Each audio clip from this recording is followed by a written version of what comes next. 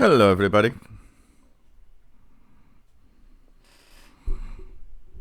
Hope everybody's all right. And we're looking if everything is all right over here. Let's move this like this. Things. Okay. Hello, everyone.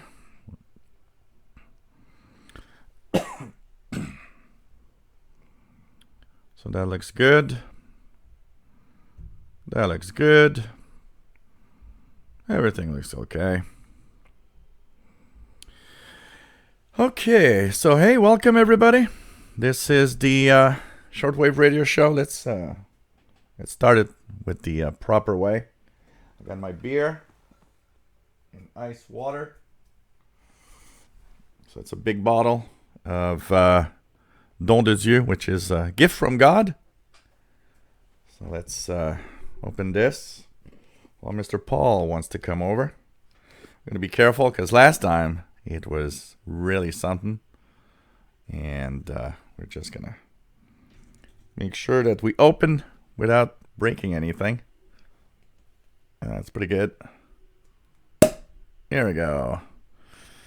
So welcome everybody. This is the show, and Mr. Paul is going to join us, I guess. He's looking at me right now saying, hey, I want to get up here. Here we go.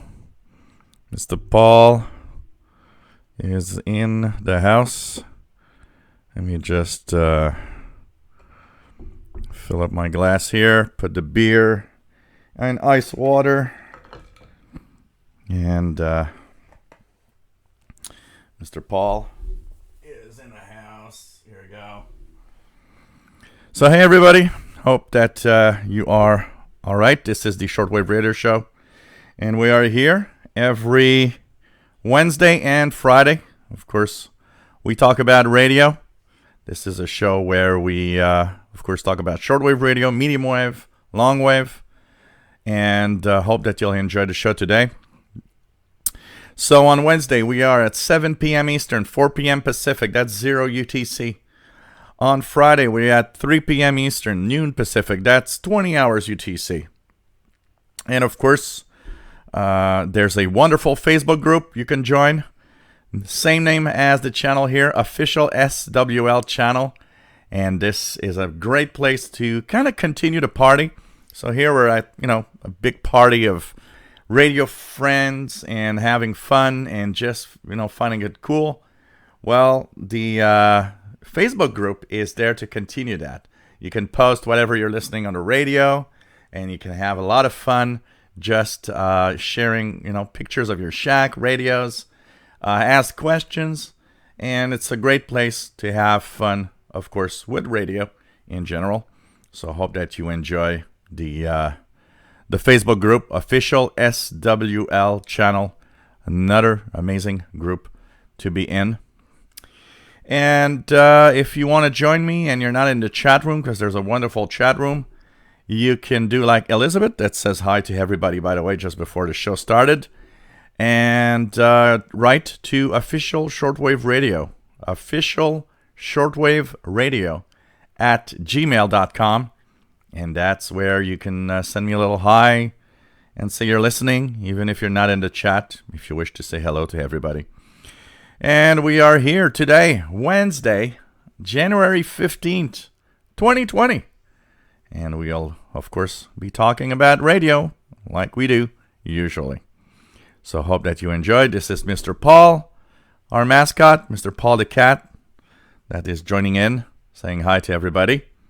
and hope that you enjoy the show today. Mr. Paul trying to find a way to install himself on my lap. Here we go. Let's do it like this. There we go. What do you think? Okay. It isn't quite working, eh? So anyways, you're watching the show. My name is Gilles. I'm located in Montreal, Quebec, Canada, northeast part of North America. And hope that you'll enjoy. We have lots of viewers every week to the live shows, and it's always fun to be here. And today we have questions that we're going to answer. And of course, we'll have our usual fun. Tune the bands a little bit. Check out what we have. We got some several questions that I'll be answering, and I think that are going to be of interest to a lot of the viewers out there, as usual, if you're a radio fan in general. Okay, beautiful chat room. Bobby Burgess, nice to have you here. WA5107 SWL from Louisiana, USA. Matambali, nice to have you on board, listening to Radio Exterior de España, 9690. Joey, nice to have you here. Joey D from New Jersey, nice to have you here. Rufus Newt, nice to have you on board from the Laurentian Valley, Ontario. Edvaldo Lemes, nice to have you here. PY4001 SWL, sorry, from Brazil. Nice to have you here. Rob, nice to have you on board, my friend from Phoenix, Arizona. Brent, nice to have you here from Brockville, Ontario, Canada. And let's just put this here and here. I'll just go open the door for Mr. Paul because I closed the door for the echo. He wants to get out.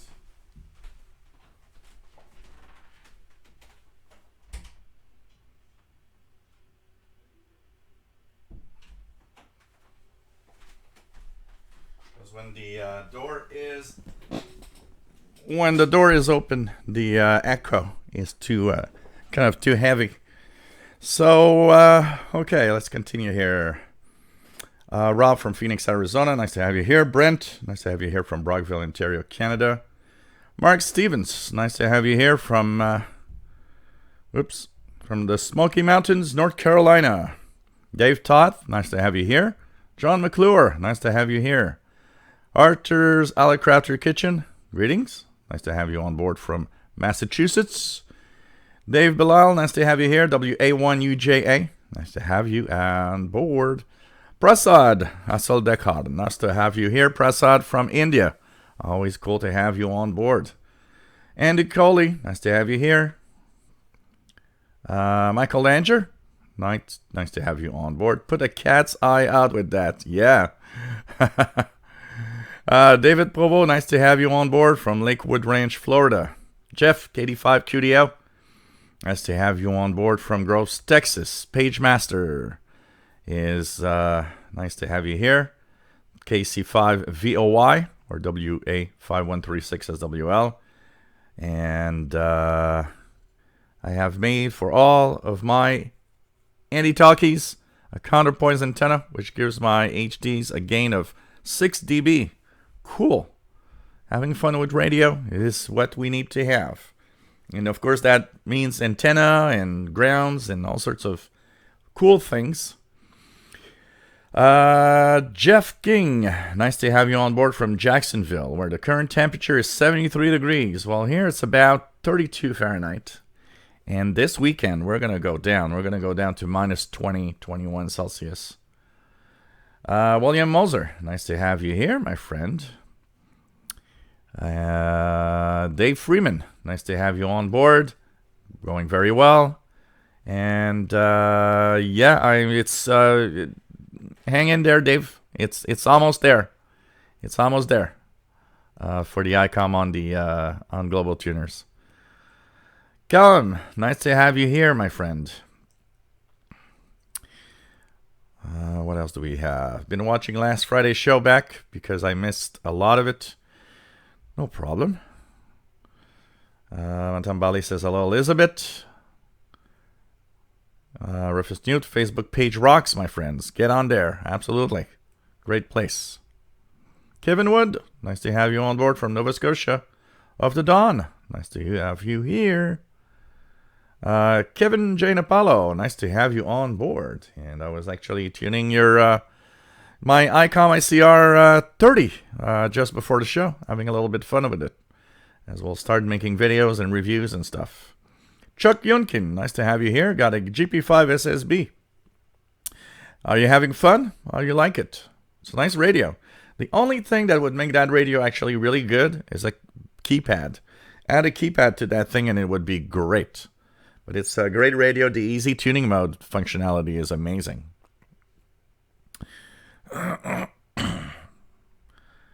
No problem, Callum. Happy to be there. Kevin ordered a Texan PL450 from Anon Coat, something small to carry and enjoy on walks. The PL450 is amazing. It's my nephew Gabriel that has it now. But it's an amazing little portable receiver. Audio quality is great. It's sensitive. It's an amazing radio. Rodolfo 65 from New York City. Nice to have you on board. D-Raf, nice to have you here. The E3 VTG, nice to have you on board from Ontario, Canada. CamXZ 1976, nice to have you here. And always nice to have you on board, of course. Trond, nice to have you on board. And says hello to Paul and Elizabeth. Eddie Essex, nice to have you here, my friend. Larry Stevens, nice to have you here from Central Ohio. We have Bobby Burgess says hello, Elizabeth. Danny Shortwave Radio DX, nice to have you here from Yonkers, New York. Delva65 says hello, Elizabeth. And Bobby says never got a chance to say hi to Paul. Glenn Zeckman, nice to have you here, my friend. 67 in rain. Michael Landry says, wonderful person, send me a play. SDR Play 2 for free. Wouldn't even put return. Cool. Lucky you, my friend. Mickey Delmage, nice to have you here from Sherwood Park, Alberta, Canada. And temperatures are hovering between minus 25 and minus 39 Celsius these last few days. Amazing. I had lightning static on the bands today from big thunderstorms off the coast of Oregon. Wow. We're gonna get that some cold weather. Not as cold as you, but we're gonna get some really cold weather this weekend, starting like tomorrow night. Where temperature is gonna drop to minus 18 Celsius, which is 0 Fahrenheit here. And through the weekend, we'll be in the minus 20s. So winter is definitely going to be here in the next few days. And we'll have about, overall all week, we're going to have a couple of days of snow. We should have something about maybe 10 inches of snow or 8 to 10 inches of snow in the whole week, basically.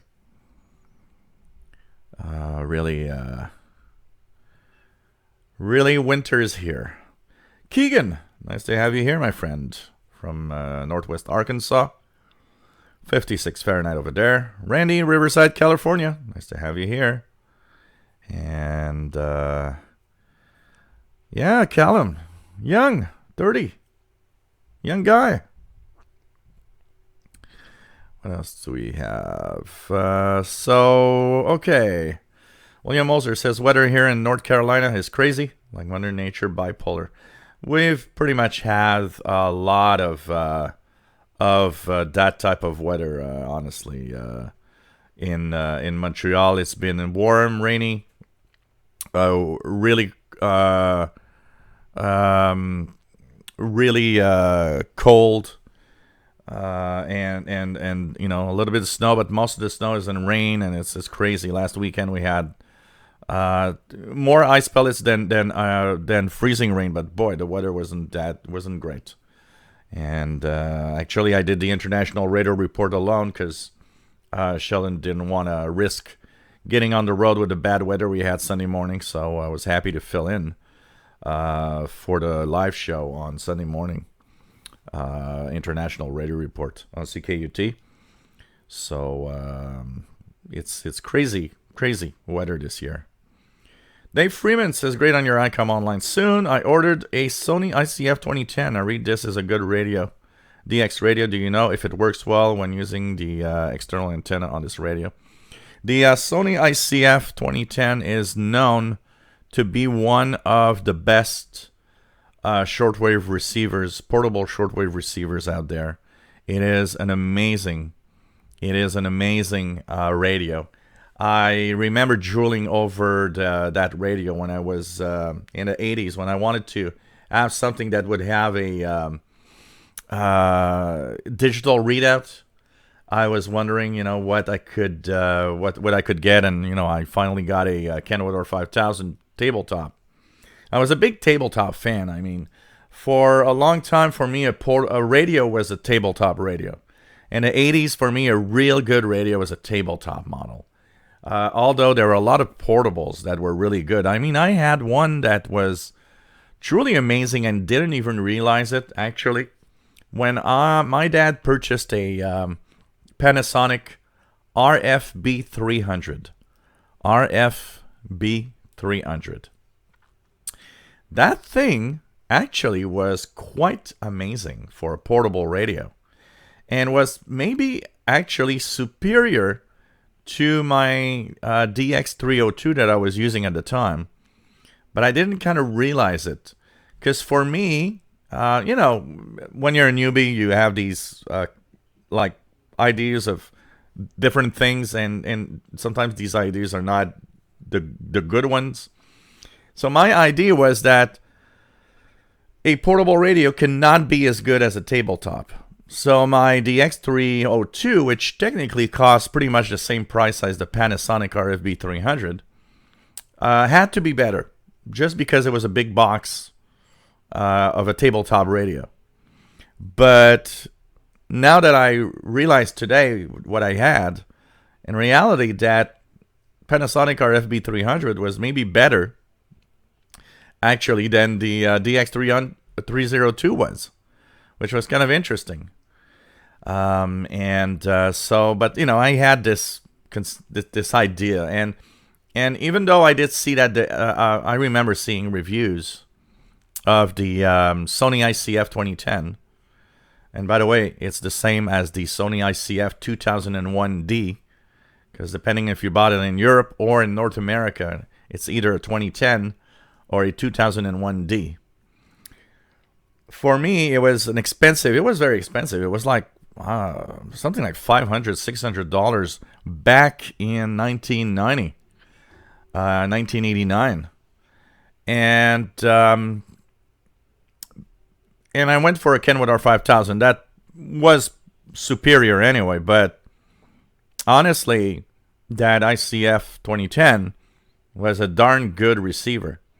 And I went for another tabletop, because for me, a good radio was a tabletop. But honestly, when I look at it today, I could have purchased a Sony ICF 2010, and I'm sure I would have had a pretty good radio in there, for sure. It's a question of perspective, and sometimes it's a question of, I didn't know much about radio back then. That's why it's fun to have all of this today, because people that don't have the knowledge, well, they learn from our own experience of us being radio guys for a long time. But you're going to have a great radio there with the Sony ICF 2010, I can tell you that. And it holds very well to outboard antennas. It's one of those great receivers, like only Sony could do. Sony was amazing with a lot of its portable radios. And the Sony ICF 2010 was really nice. 90 Shortwave Radio DX says, by the way, you can get a shortwave listening call sign. And he's sharing the website, which is the swarl.org website. Just scroll down and register there. I had to wait a few days, and now I have shortwave call sign WA2127SWL. So I actually registered for a shortwave call sign there on, I think it was on Saturday. So we'll see what I get. I'll for a long time, I actually would use even if I get that call sign, honestly, my call sign will always be the one that I got from Radio Budapest back in the 80s. Because I was a member of their Radio Budapest Shortwave Club. And back then, you would have a call sign. They would assign you a call sign. They would follow the convention. So it's like my call sign was VE, Victor Echo. That is Canada. And then they would have a number, which was probably maybe maybe a number that's related to how many call signs they've issued in Canada. And I remember I had a nice big diploma that came in the mail. And my call sign was Victor Echo 1214 / Radio Budapest, RB, for Radio Budapest.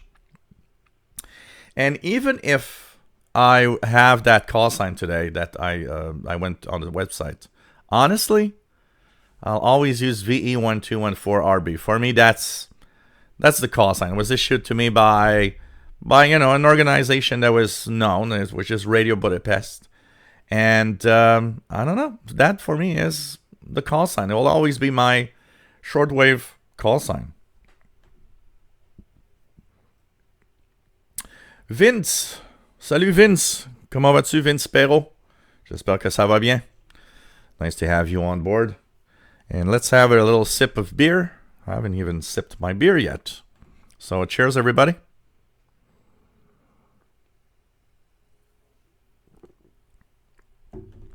I actually cooked a lasagna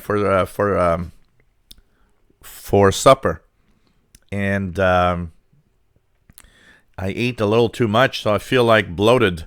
I ate too much of it. John N, bonjour, welcome aboard, my friend.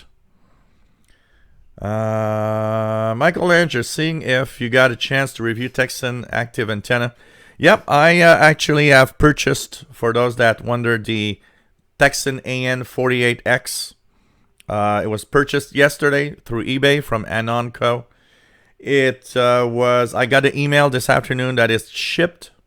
So I'm hoping that the shipping time won't be too long, because I can't wait to test that out. I have an idea of what that thing is all about, because I started reading a lot about it last night and saw a few videos.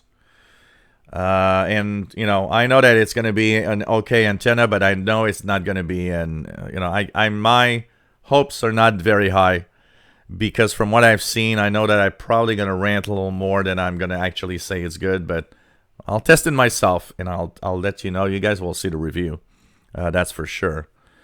One thing for sure, if you're looking for an antenna, don't think that thing will be better than an MLA30.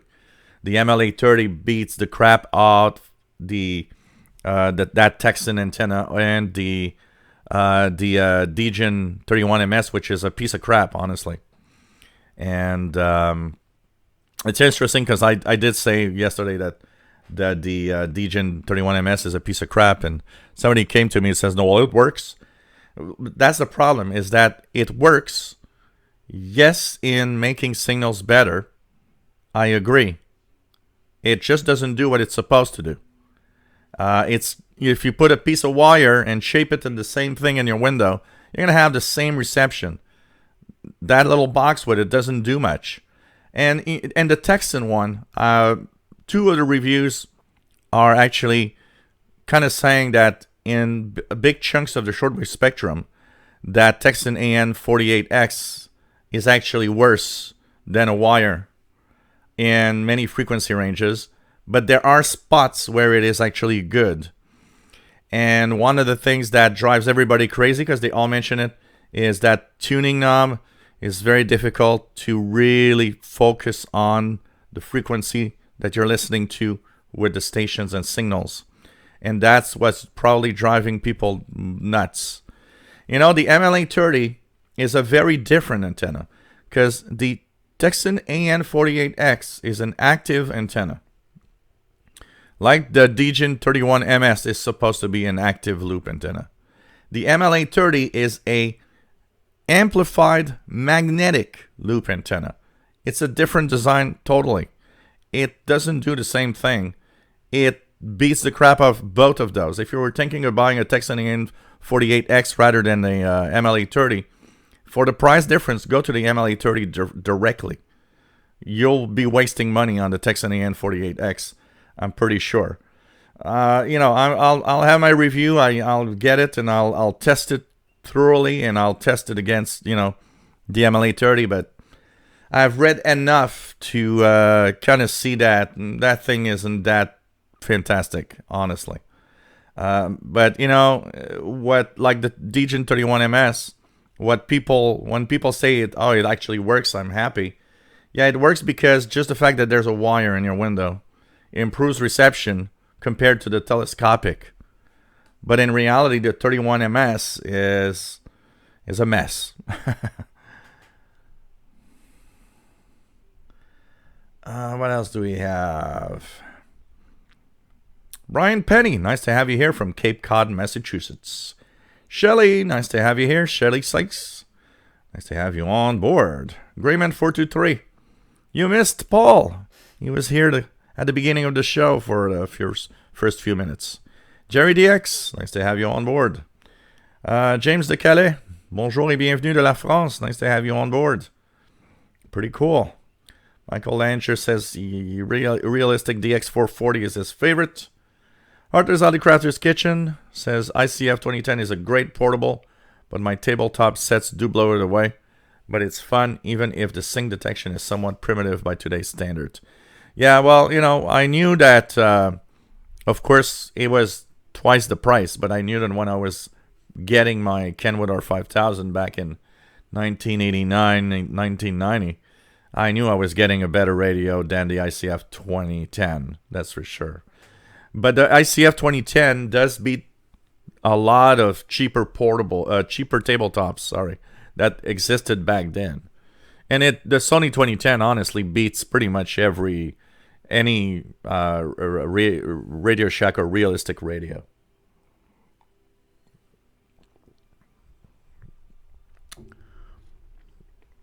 What else do we have?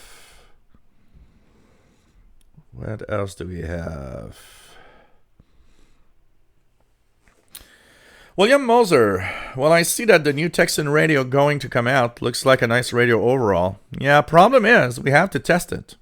We can't judge by the looks. It looks nice, but we need to really have, real world tests of it and see how good it is. So I know that it's going to be above 200 Canadian dollars here. I'll see what I'm going to. I'll see what I'm going to do when they are officially out. If I purchase one or not, we'll be checking that out. These are going to be the last high-end portables that Texan is actually making. So I don't know. I'm going to check that out for sure. What else do we have? Michael Langer says, is CB call KYK8583. Will always be with him. Charity X got the World Radio TV Handbook 2020. Cool. Yeah, Jeff King. The 2020 version has been released. Was released around the Christmas holiday. I decided not to purchase one because I cannot justify the price of the book. Not for what I do. It has a lot of information, but it's not the type of book that I will use much, honestly. So I'm passing. Here it's coming at like 90 Canadian dollars. I'm not paying 90 Canadian dollars for a World Radio TV Handbook. They should really have a version, digital version that would cost less. Because what's the biggest problem is the cost of that paper. Paper books are very expensive now. They should have a digital version with that costs less. I would purchase that. John N. When I was in the forum, I drank Laurentide Ale. Do they make that and sell it now? I believe Laurentide does not exist anymore. If it does, I haven't seen one in a very, very, very long time. But man, last time I saw a Laurentide must be I don't know, when I went to see the Montreal Expos or something. I don't know, a long time ago. It's more than, I don't think in the year 2000s I've seen Laurentide. Really, really long time. I can't really remember, but more than 20 years since I've seen that. And I think it doesn't exist anymore. One that I thought was gone, but I actually saw this weekend. I went to a concert with some friends. And we went to a bar, and one of my friends actually ordered something that I didn't even know existed. I thought that was gone. I had not seen one in a long time. And he got a Black Label. And I looked at the bottle and was like, oh man, that still exists? The Black Label? Really? And I thought it was gone.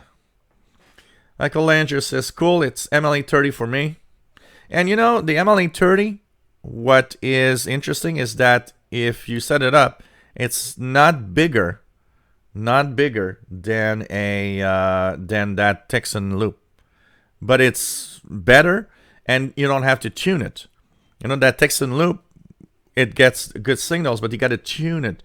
You got to play with that little dial to tune it to where you're listening to. It's not the same thing. But I'm curious. I sincerely hope one thing. I've been promoting, and I've been a big fan of Texan products. You guys know that a lot of the Texan receivers that I purchased, that I actually talked about, some of you have purchased Texan receivers because of my reviews. What I am hoping mostly is that it lives up at least a minimum to its Texan name, meaning that it actually does work somewhat as an antenna like intended. I mean, I've got the AN200 passive medium wave loop, and I mean, that thing is amazing, and actually very good, very beautiful design. I just hope that the design and the antenna itself is at least a minimum of quality and works and does what it's supposed to. From what I've seen in the reviews, it actually does to some point, because most of the people that have it seem to say that when they switch between long wave, medium wave, short wave, that switch does work and does something. So we'll see.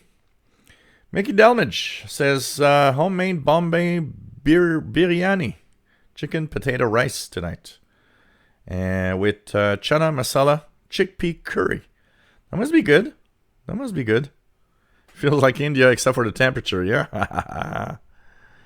So MLA30 going up in price on eBay. Well, my seller still has selling them at $44 US. I somebody asked me for the link. It was yesterday, I think, and I checked my link, and it was still at $44 US, shipping included. But there are a lot of sellers that are selling it at a higher price point. Michael Mora from Colorado Springs, Colorado. Nice to have you here. The MLA30 for shortwave listening, you won't really need a rotor. You don't need to spin it. But if you do DX medium wave, yes, that would be a good thing, though. PageMaster is glad to have 3 MLA30s. I got 2, one in the box and one in the outside. And weathering well the winter right now, so it's going to be nice. It seems to be okay. Dave O'Toole, nice to have you here. And Dave says, I have the Texan AN48X and I regret buying it. I have a 16-foot wire antenna with a grounding wire clipped onto an unpainted metal pipe on the radiator, and it walks all over the AN48X. Yeah, I'm not expecting too much out of the AN48X, especially after what I've read in the comments, honestly, and the reviews. Scott Cranston, nice to have you here from Massachusetts. RFDXer, nice to have you here from Southeast Colorado. James DeCaled, the power unit on my MLA30 has become faulty and makes lots of interference. Really? Interesting. Have you, okay. That is weird. And you sure it's the power unit? And not something else? Because that's kind of weird.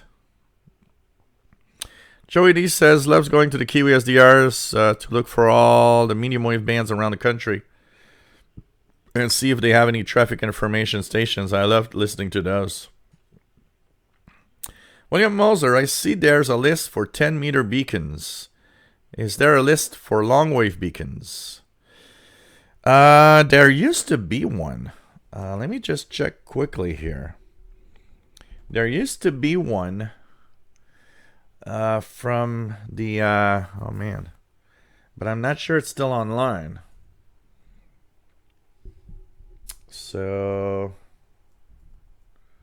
long wave NDB beacon list.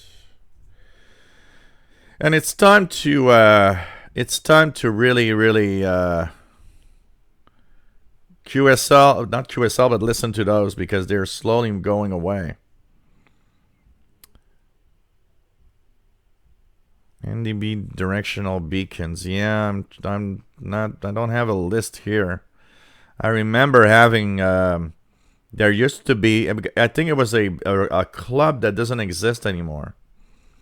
They used to have a really neat list of non-directional beacons. I'm sure somewhere on the internet there must be that list still exists.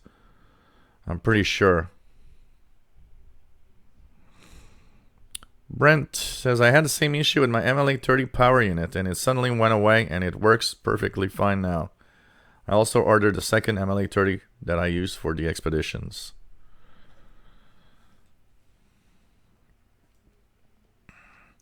So Jerry DX paid $63 Canadian for the MLA30.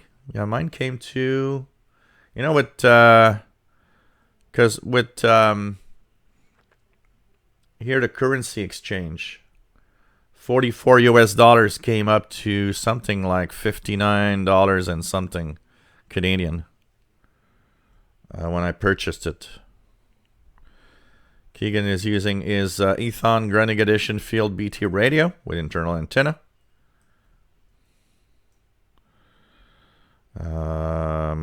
Arthur's Elder Crafter's Kitchen says that the World Radio TV Handbook is becoming priced so that only very high-end hobbyists or broadcasters can afford it. You know, the problem is that the World Radio TV Handbook, for what it is, that's the biggest problem. A lot of people have told me, you know, I was a big fan of what was the other book? Passport to World Band Radio. Does the World Radio TV Handbook replace that? And no, it does not. At all. It's not the same book. It's not the same thing. World Radio TV Handbook, let's be fair. If you are in media, if you need precise information of who to contact, who the people are, transmitter information with a lot of details of any shortwave, medium wave, long wave, or TV stations, FM stations, it is an amazing book. It is an amazing book for that. That's the thing. Is you have to take the World Radio TV Handbook for what it is, which is a reference book for broadcasting. And I'd say that if I would be a guy that needs that info, it's totally worth it, the price that they sell it. The thing is, for a average shortwave listener, it doesn't offer anything interesting much except maybe a little bit of reviews of some receivers. They have review of some SDR play devices and the AirSpy HF Plus and a few things like that. They have the solar condition report for the year and stuff like that. But honestly, I cannot and will not, and I got so many rants because I said that, but I will not say to someone, buy the World Radio TV Handbook. It's a useless book for the majority of shortwave listeners because it's not a reference for shortwave listeners. It's a reference for broadcasting. It's a different thing. I used to buy both the Passport World Band Radio. That was a reference for shortwave listeners. If the Passport would still exist today, even if it'd be $70, I would probably say, you know what, get that book if you like books, because it was for the shortwave listener. And there was the blue pages with all the schedules, and there was the reviews of all the radios at the beginning, and that was an amazing book for a shortwave listener. That was a reference for shortwave listeners. World Radio TV Handbook is just a reference for broadcasting. And so for that, anybody that tells me, oh, should I get that book? I will tell them, no. It's useless for the majority of listeners. That we got to face that. It's not for the average listener, or it's not for the average shortwave fan. It's something else.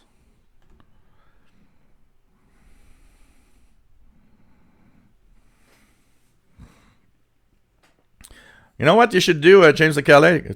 Power it down and leave it without power for like 24 hours and try it again.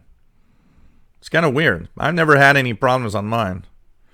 I have more noise, but it's not the antenna. It's something around me. For sure. Indy Packrat, nice to have you here. NS360PS, nice to have you on board from Australia. Pretty cool.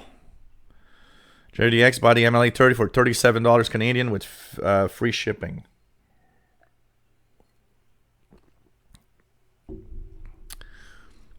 Callum loves Texan radios, but Robert's radios are his favorite. And a guy from Arkansas, nice to have you here. I'm a guy from Montreal. Nice to have you on board. M. Phillips 369 just powered up his new Texan PL380. Clipped to 25 feet wire indoors. Got 28 channels on Autoscan ETM. Cool. Brian Penny, just noticed Mr. Paul decided to give back your YouTube hoodie. Yes. Actually, what happened is I was doing the laundry and he was out, and I thought, okay, I'm gonna put the hoodie in the laundry. And the funniest thing is, I felt bad about removing my hoodie on the chair. So I had my other sweater, sweater that I was wearing, the gray one. And he was looking at me and I was like, okay, we'll do an exchange. I'm going to take back my YouTube hoodie and I'll give you my other sweater for now. And he just jumped on it. It was like, okay, so you're happy? You have that one now? And we did an exchange basically. Oh, God.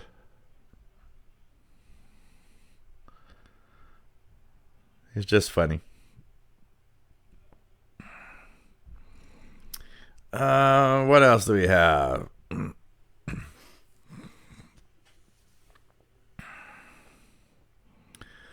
Yeah, it's and let's face it. I mean, there could be some bad MLA30s out there within the quantity that they sell and that they make. Hi, Brawler says DXN4 Center has a great and updated list of long-wing beacons. I have to check that and maybe make a video out of it. Matambali European NDBs. Keegan is listening to 5850 WRMI. Thanks for sharing, Matambali. Let me check that out. How nice is this list? And, oh, wow, and it's actually updated regularly. Look at that. It's compiled by the Long Wave Club of America. Oh, this is nice. Thanks for sharing, guys. Yeah, this looks like what I was actually searching for. Thanks for sharing. Wow. I will actually make a video of this. This is a nice list. Almost gives me let me just Shortwave. I'm just gonna start a new collections here and add current page. Here we go. Makes me want to DX the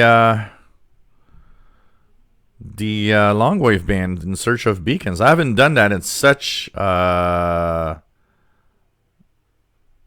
time. David Martin, hello all. For RTL, SDR dongle, or SDR Play users, you can turn on the bias T power through software as a alternative to the power box. Absolutely. It works. So Jerry says, pay 37 Canadian. Cool. Cool. I'm okay with the one at 44. I'm not, when I buy on eBay, I look at, a decent price, but I'm not the kind of guy that looks at the lowest price. What I will usually do is, I'll purchase from somebody that I find the price is a decent price. Yeah, sometimes I purchased it and I see that others have it at a lower price. But as long as for me, it's decent. Like $44 for me is decent. And totally worth it for a MLA 30. If you got it cheaper, cool. Cool. Where I would not go is, I would not purchase an MLA 30 above. I'd have a hard time, of course, if it would be the price. And that the only price you could buy it would be 50 or 60 US dollars. Well, okay, even at 60 US dollars, I would still purchase an MLA 30 if I really needed one. But if there's different prices, like now, I have a hard time thinking that I should spend more than 50 US dollars, say, Yesterday when I purchased the AN48X, there's only one seller, which is Anonco. And Anonco has and seems to be kind of an exclusive seller for Texan products. So there was no choice. I looked at it and I saw the price, which wasn't expensive. The AN48X was $26.99 US dollars. And I had to add $7 US dollars for shipping. So that actually put the antenna at 33 US dollars total, and 34 US dollars total, and then exchanged in Canadian, it was like 50, close to 50 Canadian dollars. So because of the exchange rate and everything. So, I thought of it that it was a little expensive at $50 for what it is, but I actually thought about you guys. I thought about this as a channel that is monetized. You guys give me donations. In the past couple of weeks, I had some donations that I kept in my PayPal with express information to it that it was to buy new radios, antennas, and stuff that I could review. So it fell in that donation side. Actually, from 50 Canadian dollars that it cost, I shed $20 off my pocket. $30 were already in the PayPal for donations that people had given me over the last month for new stuff. So I paid 20, donations paid 30. And I got the antenna. So I can't wait to get it. Anyways, it's going to be kind of interesting for sure. Joey misses the police call books. Yeah, I miss the, that time when we had scanner radios and we had these big reference books like police call with all the frequencies, and I would punch in frequencies and stuff. It was a lot of fun. Jerry DX, I have the passport book kicking around somewhere. Yeah, I got a few of them here too. I need to shell them out. Guy from Arkansas, 3330 CHU S3 on his Eton Elite Executive inside his house. Let's see if I get it here. In the wintertime, nighttime, it often doesn't make it, so I don't hear it right now. I don't hear it right now. There's something interesting that I'm going to check right here.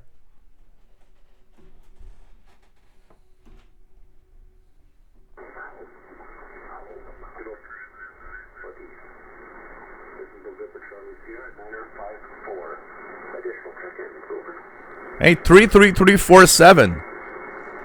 33347 USB. There's some kind of net. The guy just gave a call sign and checks for check-ins. 3347. 3347 upper sideband.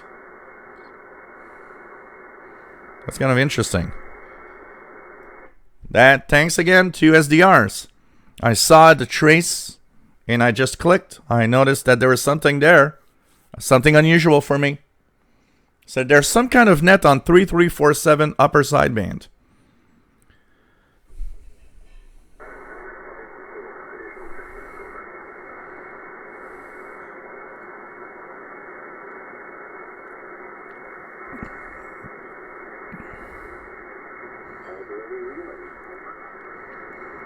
Looking for check-ins and relays.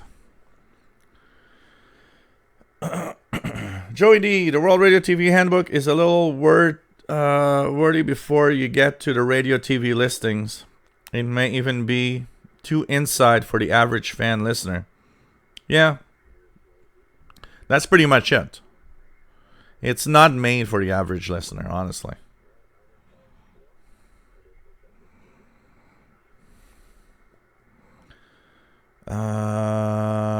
Prasad, World Radio TV Handbook is too costly here. A little over 4,500 rupees, I would guess. For that, I would buy another D808. Yeah, it's the same price. If the exchange is pretty much what it is, it's probably the you know, $80 Canadian, $90 Canadian for the World Radio TV Handbook is the price of what the D808 is cost. Roughest Newt says, since our huge snowfall on the weekend, something is creating more noise on MLA30. However, my long wire seems unaffected. Huh. Are they far apart? Because there could be some electric noise also. Or did you have some freezing rain? Is there still some maybe some ice on it? Maybe it's affecting the antenna. Pagemaster says, I believe the World Radio TV Handbook is very limited on shortwave stations and other info on those stations. There are 31 pages dedicated to shortwave broadcast stations. Ramonster163 stumbled upon the videos today and ordered an XH Data D808. It's going to be my first shortwave radio. Cool. Where are you located, Ramonster163? It'd be nice to see what you think.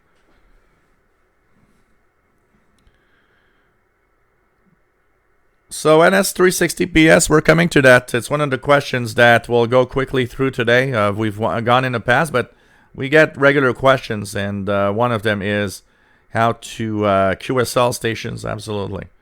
Michael Mora, can the MLA30 be used indoors? A lot of people actually have use it indoors and seem to be very happy. It will work well indoors if inside your home there's not too much noise. But if there's too much noise, you might have to use it outdoors. But there are some people using it indoors. I've seen a lot of those. Some very successfully. Some have them in their attics and seem to work well. Northern Dawn, nice to have you on board from England. Mitch, nice to have you here from Buckeye, Arizona. Cool. Danny Shortwave ordered his second MLA30 on eBay last week for $40.15. Cool. VE3 VTG. Yes, correct. World Radio TV Handbook is useless to shortwave listeners. Absolutely. You know, but I got to say, because I always get I always get the random guy that's gonna say, well, you should promote that book because well, I can't promote a book that is useless to the people that watch my videos in general, because it's what it is. I actually have the 2017 one here. I took the decision this year to forget it. That 2017 one cost $40. If the 2021 would have cost 40, 50, I would have purchased it just to have an updated version, because there's some info in there from contacts of people at different stations and so on. I kind of like the idea of the information of knowing FM and TV stations around the world and stuff like that, and the different countries covered by radio and TV. It's cool, but not at $90. I don't have enough use for that for $90. Dave Freeman says, just checked and I found on my bookshelf the 25th edition of 2009 of Passport to World Band Radio. I don't know, but it seems that there's a lot of information in these books that can be useful today. Well, one of the things of the Passport, so the blue pages, forget it, because the frequencies changed and the schedules changed. So the stations, most of the stations there, probably more than 90% frequencies, and count the stations that are also gone. But the beginning of the book with the radio reviews, that is something everybody should have at least one of the Passport to World Band radios around, because of the radio reviews, because it reviews a lot of the radios that existed at the time. So if you're in the market to buy a used receiver, what's nice with the Passport to World Band radio is that you can actually get that reference and see what they were thinking about these radios and make a informed decision on what these radios were back then. Were they good? Or they how good were they actually? That is still relevant if you're thinking of buying older radios, honestly, because there's a lot of reviews in there. I need to get one out of my boxes and show you guys. I'll try to find it for Friday. But that part is still worth it. It just misses out on the new radios today. I would be so interested in seeing the Passport to World Band radio today, reviewing all the Texan receivers and the XH data, and see what they think. And some of them had some really, really big reviews, and really there were these there was something called there was, like, you could order on some receivers, and I actually had ordered it on my Kenwood R5000, the more extensive review, because they would test them out with equipment and everything, and let you know what their findings of the radio itself. Audrey's Autocraft's Kitchen says Radio Shack had amazing police call books. Yep, we had one here. I still remember, this was so funny, because we had one here in Quebec. There was a guy, and the guy, I think, was in, trying to remember where. I think it was in Drummondville. The guy had a scanner frequency book for the province of Quebec. And he had that, he would actually have that book out many years. When I purchased that book the first time, I found it cool because it was dedicated to the Quebec province scanner listener. It had a lot of frequencies that the regular big books that were like for North America actually missed a lot of these frequencies. So I remember I purchased the first one, and we're talking 1992, 93. Back then I was a really big scanner fan. And I would go out in the summertime. I would go out with my scanner radio and scan the frequencies constantly, and listening to so many things.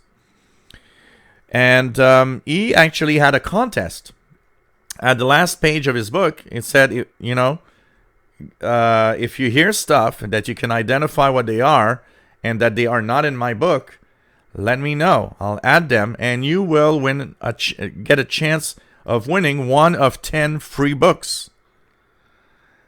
And so when I saw that, I thought, wow, it's missing a lot of frequencies. I actually know what they are. So I would send him. So the first year I sent him, I don't know, probably like 50 or 60 frequencies that I knew what they were that were missing in the book. And I was so surprised because New Year came and it was like, congratulations, you won a free book. You're one of the 10 winners. So I was like, oh, this is so cool. I won the book. And of course, I continued that year. I sent probably 50, 60, 70 more frequencies that I had listened through the year. But the next year, I won the book again. And I thought, okay, let's get things straight. If I'm winning this book again next year, there's not a lot of people sending in frequencies. And third year, again, I win the book. So I was like, okay, I'm one of the 10 that sent frequencies, and he's just like, well, okay, you're one of the 10. You know, honestly, nobody knew that if it worked or not. He could have just not send the book and put fake names of winners, and I think nobody would have said anything, But he was fair, and I sent him frequencies, and but after that third year, that book didn't exist anymore, and I understood. Well, okay, nobody's really buying the book, but man, that was funny, what I'm saying? And of course, I was so happy. It's like, oh, I'm winning this book. It was like, maybe a $25 book, and I was like, yeah, I'm winning this book. This is so cool,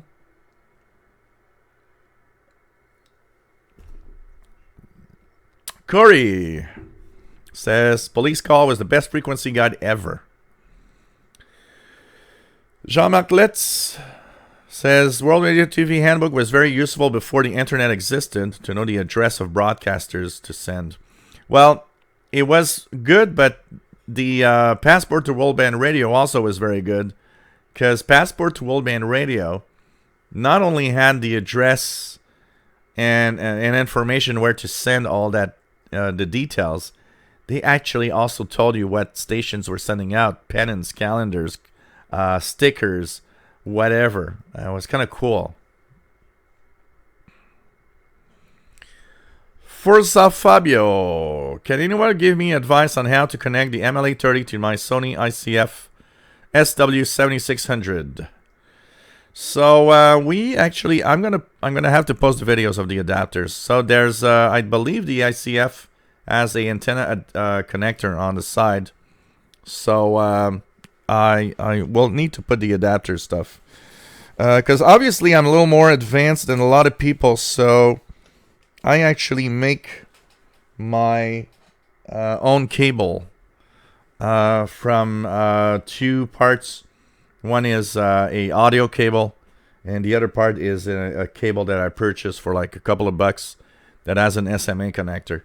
But many out there are using an adapter that is from SMA to I don't remember what type of connector, and then another connector that has that 3.5 millimeter connector. So I'll have to post. If anybody can share whatever adapter they're using to adapt the MLA30 to their radios for Forza Fabio, would be nice. I'll really make a video out of it tomorrow. Scott Transton 3330 booming in Massachusetts. Yeah, this is a time of year where at night 3330 is actually skipping over me. Dave Freeman, do you know when Passport to World Band Radio stopped publication and why they stopped publication? Passport to World Band Radio. Let me just check quickly here. So Passport to World Band Radio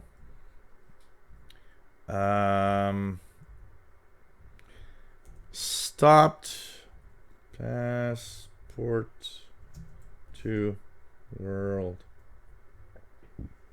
Band Radio. Well, people are searching for Passport to World Band Radio. So, yeah.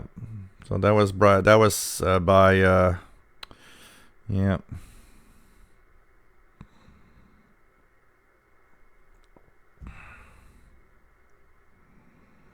Oh, I'm looking at something here.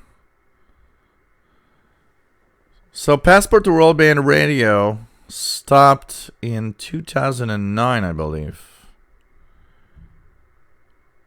And I've got... a page has been removed. Oh, so sad. Somebody had put them online. But now when I click the link, it says it's been removed.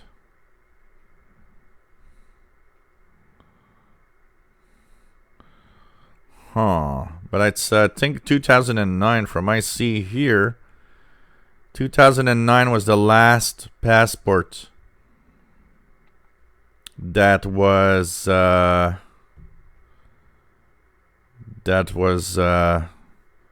sent out. I purchased every Passport from, I would probably have purchased every Passport from around 1994, 93, all the way to 2009. I would never miss. That was a book that I never miss 1 year at all. It was an amazing book for a shortwave listener. They stopped publication because they wouldn't sell enough. Back in the year 2000s, the shortwave listening audience was slowly dwindling. So, of course, there was less and less of a need for that book. The World Radio TV Handbook, honestly, still exists, probably because people that are in the media,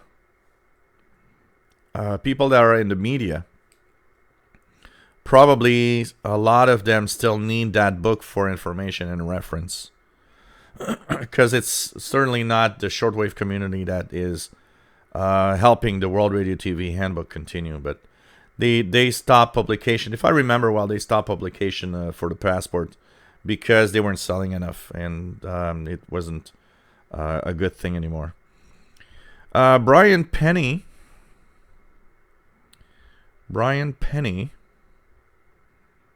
Okay, let me just try to go down a little faster here.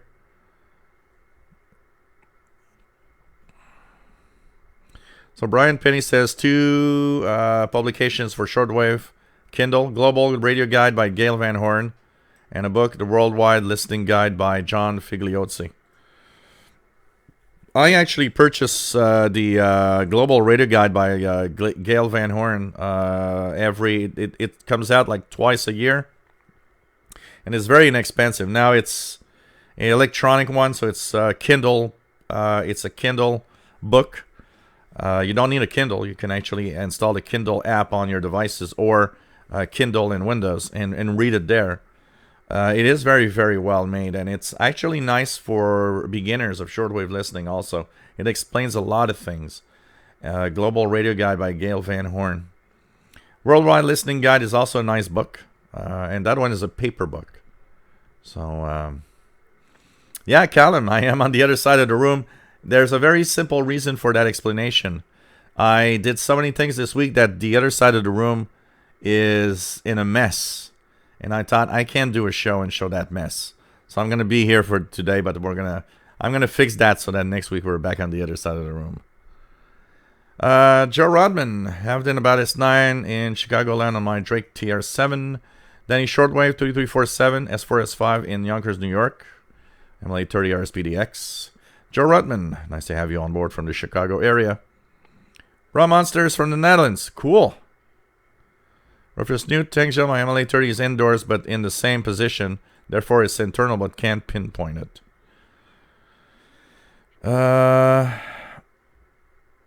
So like Jean Maclet says, the World Radio TV Handbook was very useful before the internet existed because they did have a lot of addresses in there, absolutely, for broadcasters. X80Xer hearing the net on 3347 upper sideband via an SDR in Ottawa. So kind of interesting. Rifleman 336, nice to have you here. And 8 UCN, Southwest Ohio. No problem. No need to be sorry because you're late. Dave Todd has 3455 IRO. But here is 3347, which is out of... It's not aeronautical, that's for sure.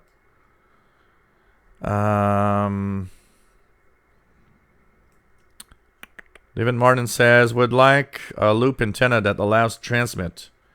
Moonraker Wiz loop antenna. 40 meters. 10-1 max transmit power. Anybody has an idea? David Snyder. Nice to have you here, David, from Staten Island. From the Staten Island Ferry. Cool. Daniel Bashner. Nice to have you here. Dr. Reginaldo Ramos Teodoro. Nice to have you here. What perspective of long wave? I don't receive any signals on long wave. Then I was thinking about if there is some function specific of long wave, such as we have on IDF. Long wave is slowly dying, and it's slowly dying mostly because of the really high noise levels, honestly, which is sad. It's really what's making and killing long wave for a lot of the broadcasts. A lot of the broadcasters in Europe also leaving long wave because they are using huge power. I mean, how much it cost them probably to operate the long wave station. So slowly European stations are closing down one by one, which is sad. Non-directional beacons, they're shutting down on long wave for a very simple reason. It's because planes now have different ways of having location. So, there's satellite, there's all sorts of new technologies. Long wave non-directional beacons are becoming obsolete for aviation. So, instead of spending money to maintain and repair, they're just phasing them out. Here in Canada, a lot of non-directional beacons are actually almost every month there's some non-directional beacons that are closing down. In the U.S. also. Now, there's still a lot of them out there, but you also will need to know that, slowly they're dying. Oh, yeah, Arutech. I remember that, Dave taught the Arutech scanner book in Ontario. I remember that book. If I'm not mistaken, they actually had a bit of Quebec frequencies also in it. Oh, man. Tony Turtle, nice to have you on board from the forest of Michigan. Daniel Bashner is a CB radio operator from Boston. Cool. Reminds me of the good old days of CB radio when I did a lot of them with my Navajo realistic base station. Rufus Newton remembers how popular these books were when working at the shack. Mickey Delmage, hearing 3347 USB. Some sort of network. Sounds like SARS. Yeah, I don't know. It could be Mars, or I don't know. Or it could be some... I don't know what that was. I'll need to check it out. But you know what? Let's try to remember 3347. Because if it's a regular net on Wednesdays, next Wednesday, let's try to remember to tune 3347 again. I'll try to find more information here. Butterbean 3347 sounds like Mars. There's one thing that makes me think it might not be Mars, Butterbean. The call signs were not the same type. I remember call signs of Mars stations. Those didn't sound like the call signs of Mars stations.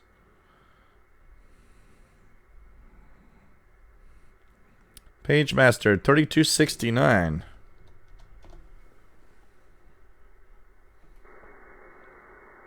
Got nothing here. 3269.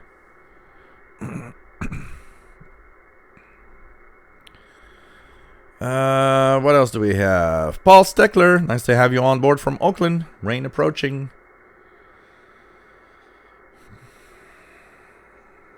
Rogers Ali Crafters says current Amazon price for World Radio TV Handbook. Yeah. But the problem is, it's $38.69 in the US, so you guys got a decent price. But if I order that here in Canada, they add something like $15 or $20 for shipping. So you add that, and now we're at 50 some dollars Canadian. Add the exchange rate, and we're at 70 some dollars Canadian, if not 80. It becomes too expensive. But at that, if it would be that price Canadian, or that, if it'd be that price even US, but no shipping and extra fees, yeah,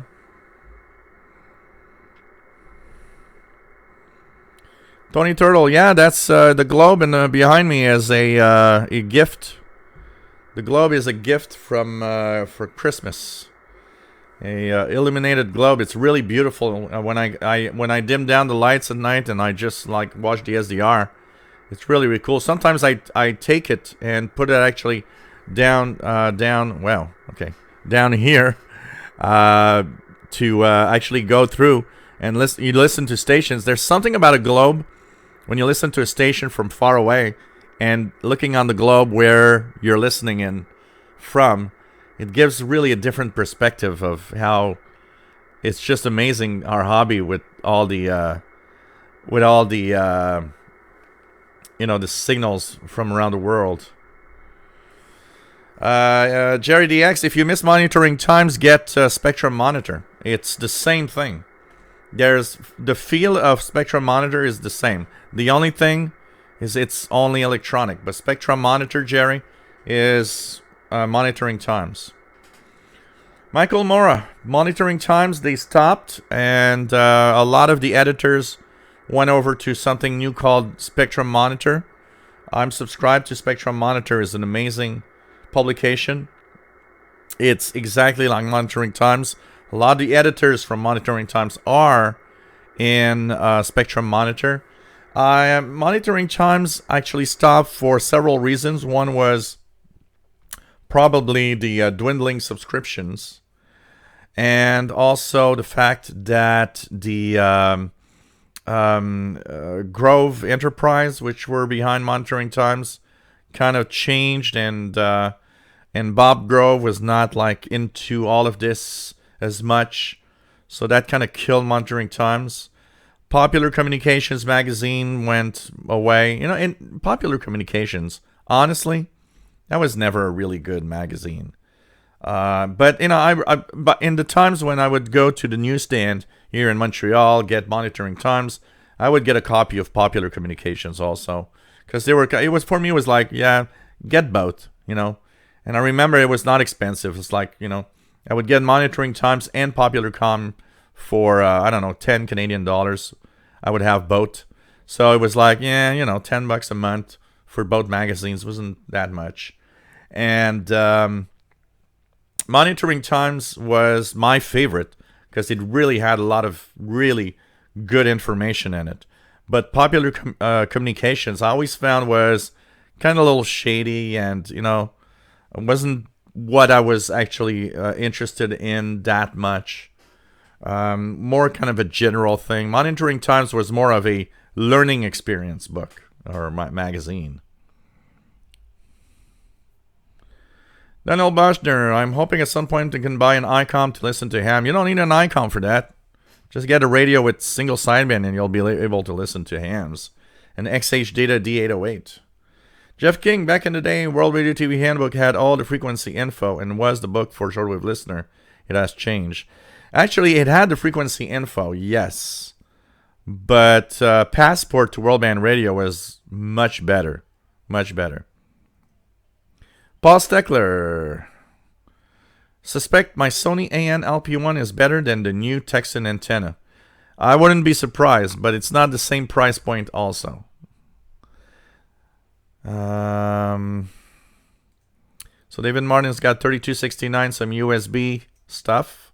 I didn't hear anything here. So Dave O'Toole uses a SMA to BNC and BNC to 3.5 adapter, 3.5 millimeter. So SMA female to BNC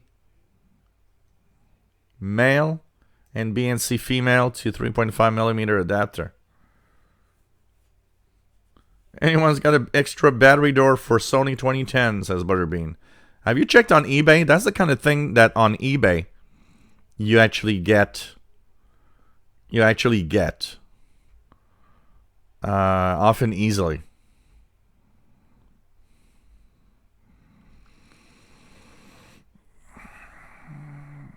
Chimbali, Mr. Bale, nice to have you here. I was hearing phone on sideband around 3.8, 3.9 this morning. Yeah, that's the 80 meters amateur band. Lower sideband. Rufus Newt, I remember when there was a small version of Passport and all the Grundigs and Sonys we sold. There was so many things back then. Pagemaster says, Sunray 6, 3269 upper sideband. Not hearing anything here. Nope, that's not amateur call sign. If they're alpha call signs, alpha something, these are Mars call signs. Anything that starts with alpha, most of them are Mars call signs. So this is a MarsNet, which is the military auxiliary radio system, which is kind of a amateur radio-ish side to U.S. Army. Tony Turtle, everyone's firing up their vintage tube gear this week. KC9KUH, nice to have you on board. Loves getting on 75 AM, 3885, 3875. Yeah, it's nice. It's nice. I like the AMers. Some of them have great sound. Randall Klontz, how does the ICOM R8500 compare to the Kenwood R5000? So my Kenwood R5000 I had for by the way, guys, I'm 10 minutes behind. 10 minutes behind in the chat room, okay?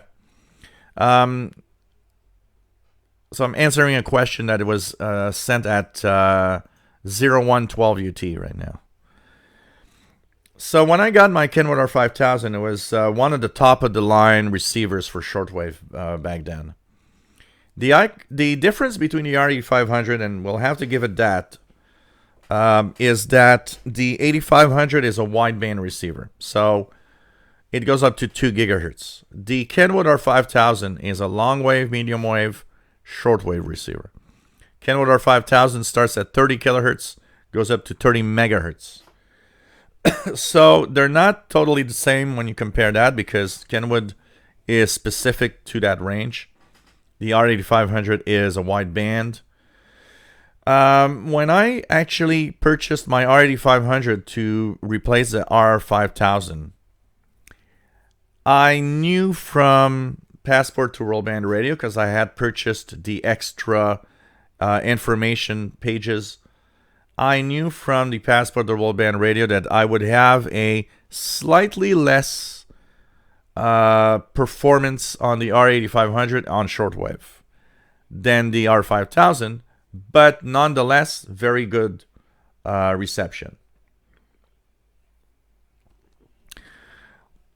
Personally, when I started listening to shortwave on the R8500, it was very good, but I did see that it was not up to par to the Kenwood R5000. The Kenwood R5000 had an edge, a little something more on shortwave. But still, the R8500 is a great radio, even for shortwave. Hi, Comic40S. Nice to have you on board from Australia. And on his lunch break at work. This is my work. And I'm having beer. Nothing like a work, when you have a job that you can have beer. What can go wrong? Man. Pagemaster says they're testing newer versions of non-directional beacons, but for now, NDBs are still here.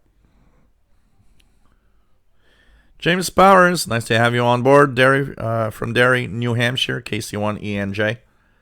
Cool to have you here. Kevin J. Lapallo says China Radio International in English on $59.90. Let's check that out. That was from Cuba, probably. I got nothing here. They still haven't fixed the Albania transmitter site. China Radio International is really hard to get in North America lately, with all the Albania frequencies that are now off the air. I don't know when they're gonna fix that. Keegan has CRI as 5 out of 5. I don't have nothing. 59.90 here is totally empty here. I got Cuba and 6,000. Joe Brown, nice to have you on board from Southeast Michigan. Page Master, no, we're not talking of 3347. 3347 was not a MarsNet, I don't think. But the other frequency, 3269 with the alpha call sign, that was a MarsNet. Anyone picking a weird signal on 3355? 3355 upper sideband. What's there? Do I hear anything? I got a lot of noise on 3 megahertz lately.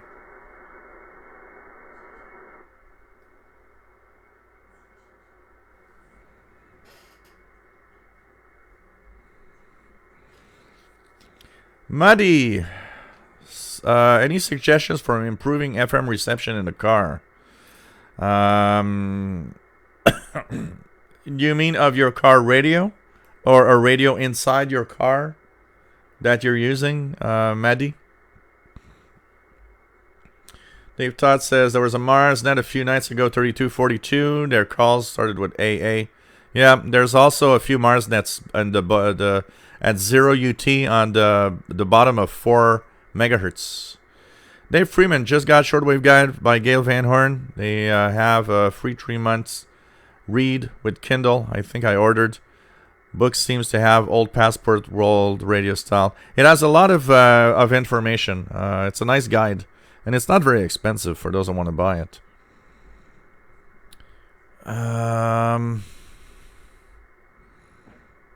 RFDXer uses National Radio Club's DX News for medium wave DXing. One of the fun things for medium wave DXing is you can actually medium wave DXing. You just go to Wikipedia and you enter the frequency you're listening to, and it has the full listing of all stations on medium wave. It's crazy. Wikipedia is amazing on for a medium wave DXer also. Dave Freeman says, I read in 2009 Passport book about the old Ethon E1 XM. Seems like this was a great radio. Looked up at eBay. Someone is selling it brand new but expensive. Yeah, they were talking. I remember the E1 XM.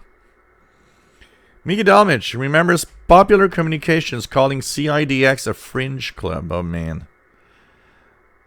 Then, you know what, Mickey? I can actually say that Popcom was a fringe magazine. I mean, Popcom was a horrible magazine when you compare it to Monitoring Times. I can tell you that. So let's be happy, Mickey, and call Popular Communications a fringe magazine for radio. Dr. Reginaldo says, do you have those kind of cards that radios use to send to listeners around the globe? Any special or that you prefer?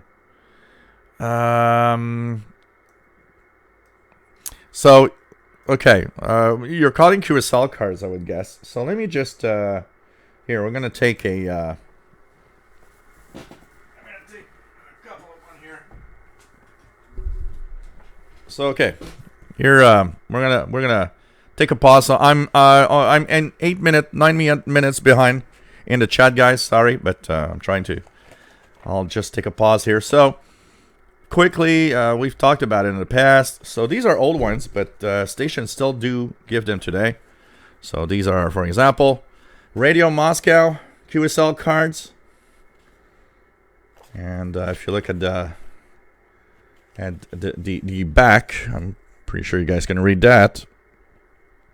This is a card from 1985, I believe, of Radio Moscow. This one is another one here at the back. These are old Radio Moscow QSLs. This side, it's Swiss Radio International cards when Swiss Radio existed. So these are cards that called QSL cards.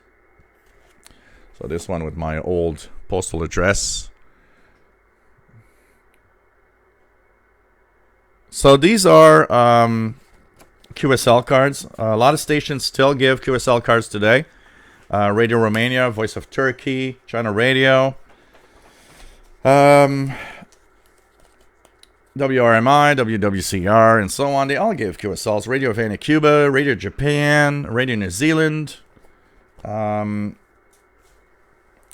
What you need to know when you are to get these cards is that QSL cards are cards that are kind of proof of reception of a station. So, for example, the Radio Moscow ones here prove that I've been listening to Radio Moscow back in 1985 when I was much younger, and the internet didn't really exist in this actually form.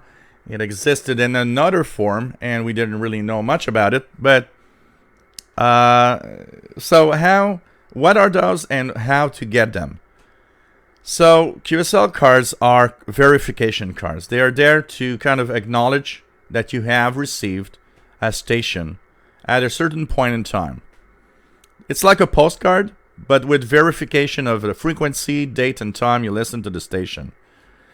I got hundreds and hundreds of them here in big books, and I'm actually scanning them slowly. That's why I'm posting them on the Facebook group slowly. I'm posting cards from time to time because I'm actually scanning all of them slowly right now so that I have a electronic digital version if for some reason my paper collection actually goes in smoke in the fire or something. So to get one of those, what you need to do is write a station and give them the date, the time, and the frequency you are listening to. Give them the details of how reception quality was all about.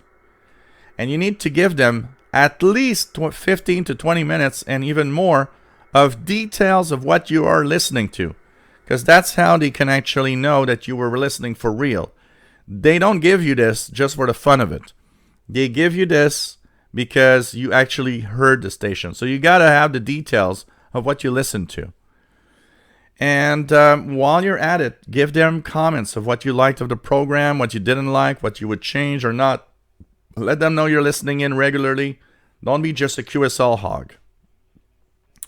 Once you send all of that detail, don't forget to send with it your postal address.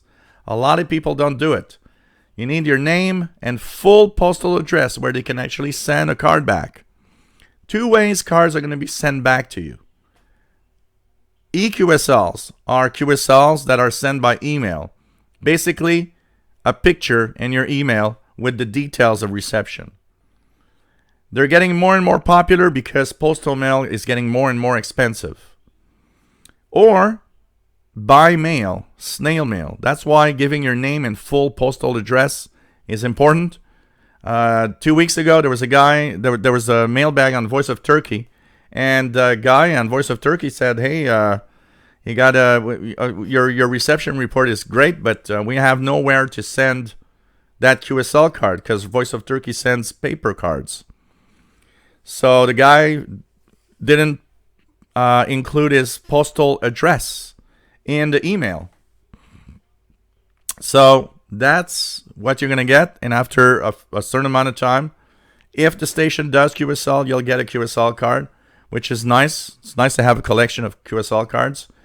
For the station, it gives them an idea that somebody's listening. It gives them an idea that of the quality of reception. And you can send your reports 2 ways. Once again, most of the stations accept by email. A few stations have an online form on their web page. And last but not least, you can actually send it by good old snail mail in the mailbox and wait for a response. So that's the quick roundup of QSL cards. As for any special that I prefer, I've got several of them that have very fond memories of.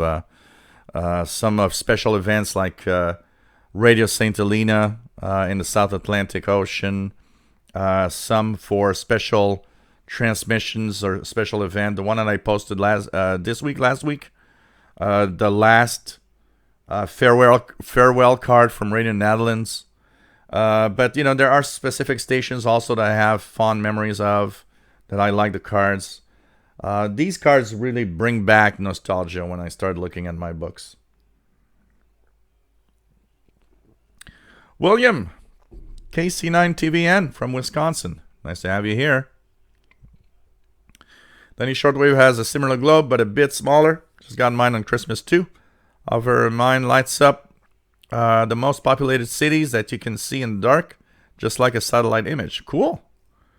David Martin has 3299 upper sideband. John Stalworth. He's got a Japan Radio Corporation NRD 535D. We'll sell it. It's in great condition. What do you think? Something like that would be worth today. The price of the JRC receivers are pretty high because there's not as many of those on the market than many other tabletops, and they are top quality radios. So what would you guys pay for an NRD 535? Let's share that with John. I would, it depends who's the buyer. I would personally not pay more than $300-400 for a used radio, even for a JRC. But that's me. Some people might want to pay more. Paul Steckler, when I lived in Sydney, Australia, 90% of the stations I received were China radio. Yeah, you're close to Asia. That's for sure.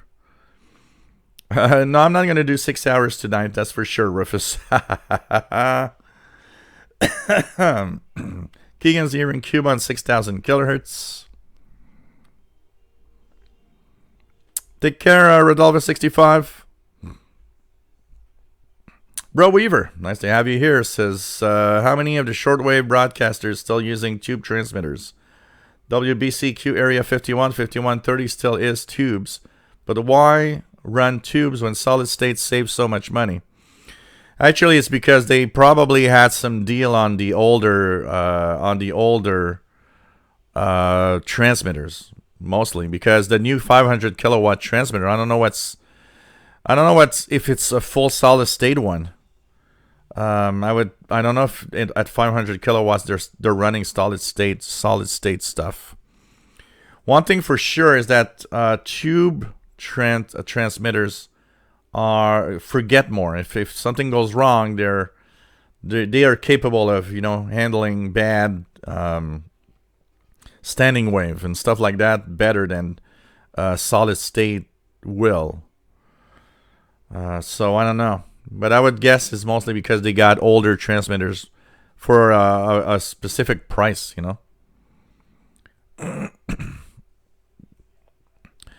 Maddie says, the default pre-installed radio in my car is losing the FM quality by any turn I can make the city. Yeah, that's a tough one, especially in today's cars. Today's cars, it's almost impossible to tweak around or play around and change anything for the radios that are actually included. It's a very tough question, and since I'm not overly knowledgeable in car tech by itself, maybe somebody would have some form of something to tell our friend Matty to help improve his FM quality in his radio in his car. Paul Steckler says, to my recollection, most Popcom readers were goths. I would have enjoyed seeing a goth get the Popular Communications. And what would be the the type of people buying monitoring times? Michael Morris says, I have shortwave receivers, past and present communications receivers, 4596. Good book. I got it in electronic version. I got the electronic version of that book. Michael. And it is an amazing book. It is nice because it gives you an idea of how much you should pay for older radios. And that is really nice. You're going to love it, Jerry DX. It's really, really the same feel of monitoring times for the Spectrum monitor. Keegan, cool QSL cards. Oh, I got tons of them. I'm going to show you guys.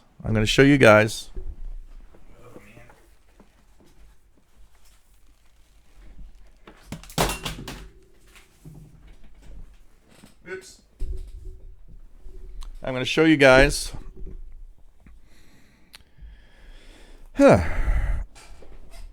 Okay. My first, I believe this is, yeah, so these are my two. So today, what is called KBS World Radio. KBS World Radio. And back then they were called Radio Korea.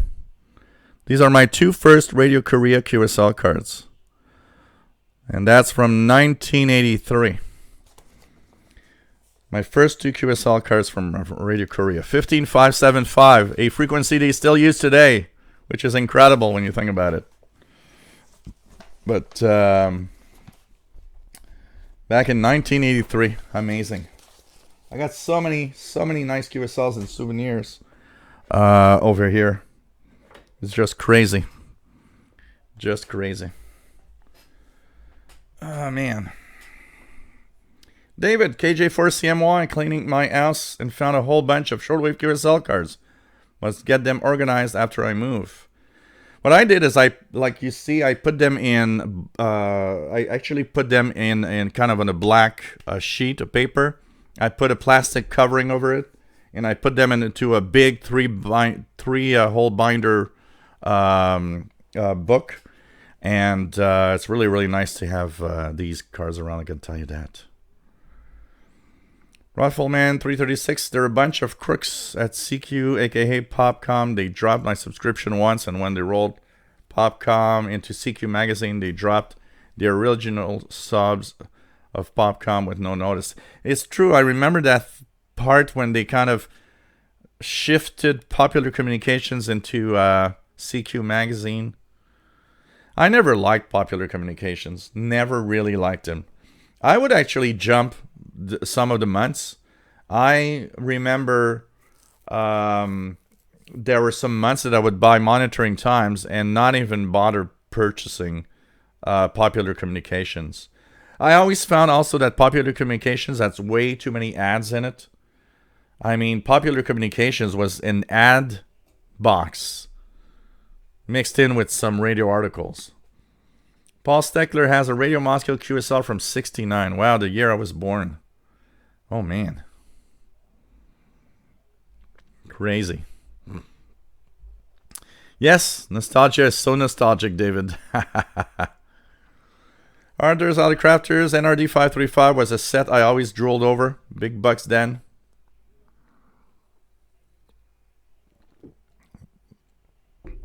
I know that they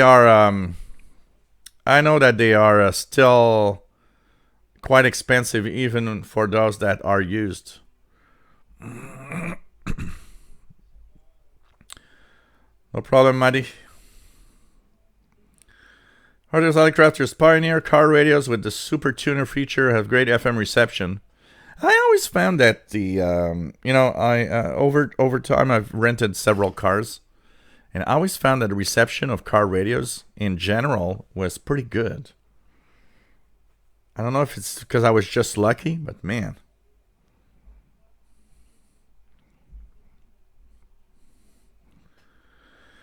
JDX, some QSL cards are probably worth a lot of money, I bet. Yeah, I probably have some really good ones here that are worth money. I see a lot of people selling them on eBay, actually. I'm never going to sell my QSL collection. That QSL collection is going with me in the grave. Rodrigo Galter, nice to have you on board from Brazil. Listening to Shortwaves in Brazil with his Texan PL600. Cool. Bro Weaver says, probably with all magazine these days, not packed with info, but every other page is loaded with ads. Ads not even related to the content of the magazine. What's nice with the Spectrum monitor is that there are ads, but it's much more... It's like Monitoring Times was. More info than ads. Popular Communications was a lot of ads and not a lot of info. Hunter Carver, nice to have you here. Rebel 42MDX, nice to have you here from Arkansas. Rodrigo Galter, let's check it out. Brazil 11780. Let's check it out. Coming in quite well, actually. Really good. Very good signal from Brazil tonight, 11780 here in Montreal.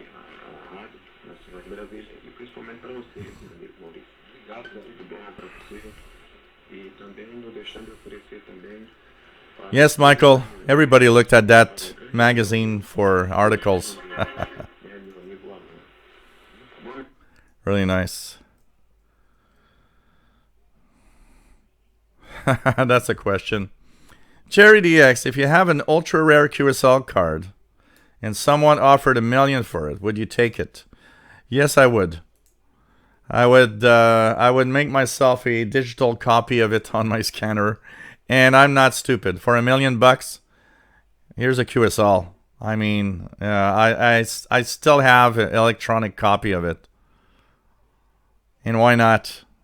Think myself, I'll be happy with $1 million. Jeff Barrett, nice to have you here. In Minneapolis for work for a couple of days.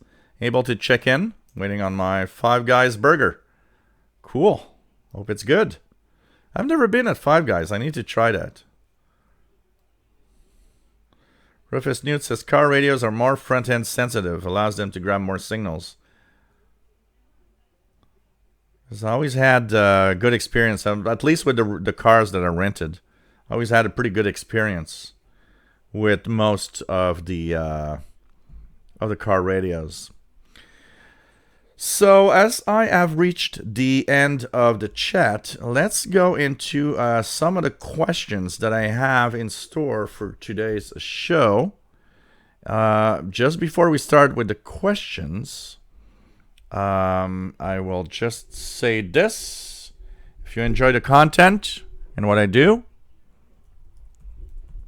paypal.me/shortwave or PayPal to this email address if you enjoy what I do. And you know what?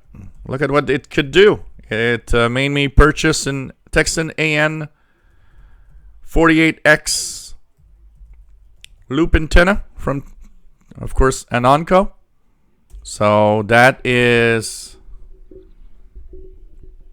the way that part of the purchase went through. So if you want me to review more stuff with the upcoming Texan PL990, you might say, hey, this is for the upcoming PL990, and I want you to purchase one with this money, and I'll just keep it there and you know, use it to purchase something that I could review that maybe you'd like me to actually try. Don't forget that this operation, I'm here twice a week. Imagine, guys, try doing this, okay? Imagine yourself that you're going to do 2 times a week, at least 2 to 3 hours live. And you're here every week, all the time. Because you like this. You like what I do right now. Well, you know, it takes effort. It takes, you know, you gotta want to do it. And like I said, sometimes, you know, I could be doing something else than spending all that time, but I enjoy spending this time with you guys. You know, if I didn't enjoy it, I wouldn't be doing it, honestly.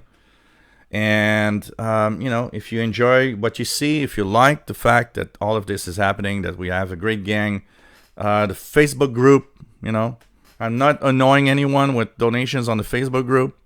You might have noticed that. Well, if you like what I do, why not spare a little something? Think about it. If you've never given anything, why not think about it? And you don't have to give a lot, you know. A couple of bucks.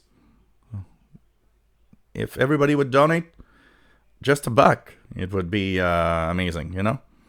So if you like what I do, and if you enjoy what you are seeing, if you enjoy what all of this show, why not think about it? It's really something.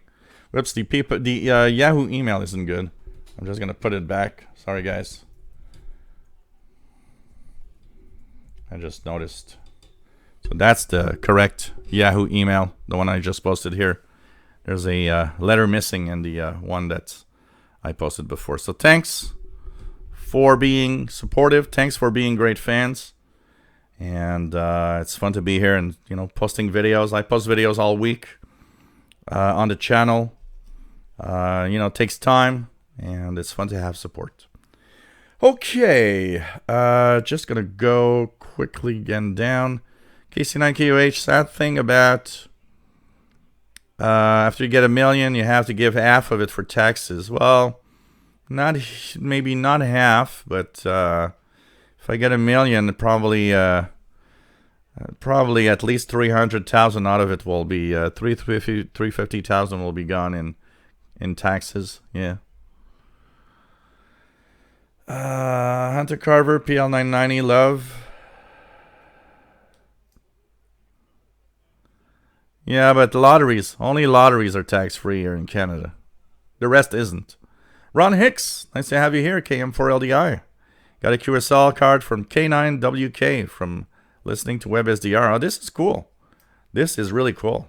I got several ham radio QSLs here.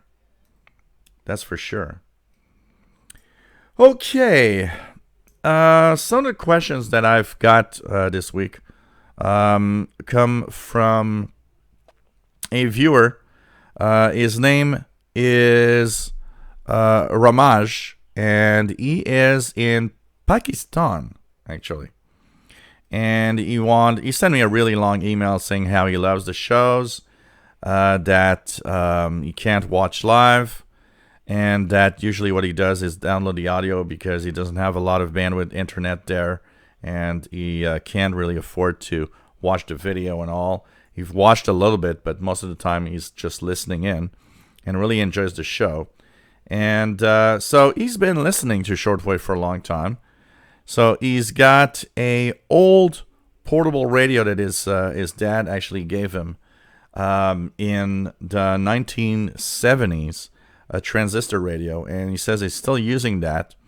It's a local brand over there that was sold back then that was very popular. And he was wondering a few things because he's wondering about things that he saw on the show, and also has some general questions for Shortwave. So his first question for Shortwave is if the coverage of Shortwave stations in that area of the world will continue to be good or will decline. He says that he noticed that there's a decline in shortwave broadcasts in for India, Pakistan, in that area of the world. But he says that he understands when he watches my show that there's a lot more broadcasts to listen to over there than there is in North America. And so his first question is, what do you think of the coverage in the Indian Ocean, in Southeast Asia, and so on, of shortwave radio? Do you think that there's a good future for shortwave broadcasting? So there's good future for shortwave broadcasting, yes, in those areas of the world, because there's actually a lot of people that are listening in via radio. And big broadcasters know this. Voice of America, BBC, they've actually, started doing those broadcaster are actually, changing where the focus is, and the focus is in the world of broadcasting towards Asia, towards mostly Asia and Pacific area, also the Middle East and Africa is still pretty good coverage, Indian Ocean area. I think that is an area that will continue for the next, decades to be well covered by shortwave, simply because there's probably a higher amount of people in need and that don't have, internet access and anything more modern. And shortwave will be radio, not just shortwave, radio in general, even medium wave, AM, FM, but shortwave will also be a need for news in that vicinity. And I think that's going to continue. I think in 50 years from now, anybody in Asia will still get tons of shortwave broadcasts because it is an area that will need such coverage for sure. Question number 2, which is an interesting one. He says, maybe somebody asked this before. Do you think if there would be World War III, shortwave broadcasts would actually maybe come back even in your area of the world, North America? This is a tough question because technology is changing. And one of the things that I always say is as long as the transmitters are there. So let's say they shut down transmissions, from a shortwave station. If they keep the transmitters, you can always hope that there could be a comeback. An example in Europe, there are some major transmitter sites that are still up and running, even though their major broadcasters have stopped using them or use them very little. They kept everything up and running. Example, there's the transmitter sites in Germany, transmitter sites in the UK for the BBC, Wolverton. Look at Austria. Radio Austria still has their transmitter site. There's a few relays on it. There are countries that have kept that on and functional. And I don't think that it's just because they're... I don't think it's only because of, wanting to maintain it just for the fun of it. I think there's an idea behind it. I think that there are some countries that are thinking, let's keep them in case of something. Maybe if something happens, we'll have that available, and we'll be able to use it for broadcasts. I think a lot of countries still regard shortwave in terms of really, in times of war, for example, as something that is still important because it's easy to transmit and to have programs sent out without no one blocking it or really, there's jamming, but it's not like the internet. The internet is, you can just shut off the internet in a country if you want. You can't shut off shortwave. You'll try to block it. You'll try to, look at the efforts that China is putting into the Fire Drake and CNR1 jamming. I think it just shows that they understand the power of shortwave. And I think some countries still understand that that could be useful in the future if something happens.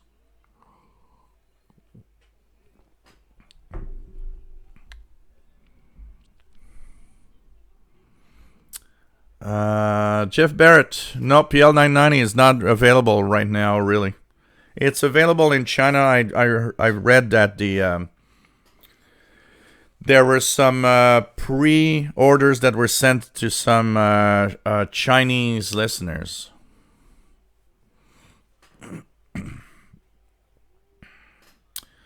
Butterbean, Million would buy tons of radios and antennas. Tony Turtle, my Elmer was born 1990, gave me some interesting books and stories. I think he liked me and hated me at the same time. Rodrigo Galter has Channel National Radio at 11780 on the same frequency. So you're hearing both. Wow.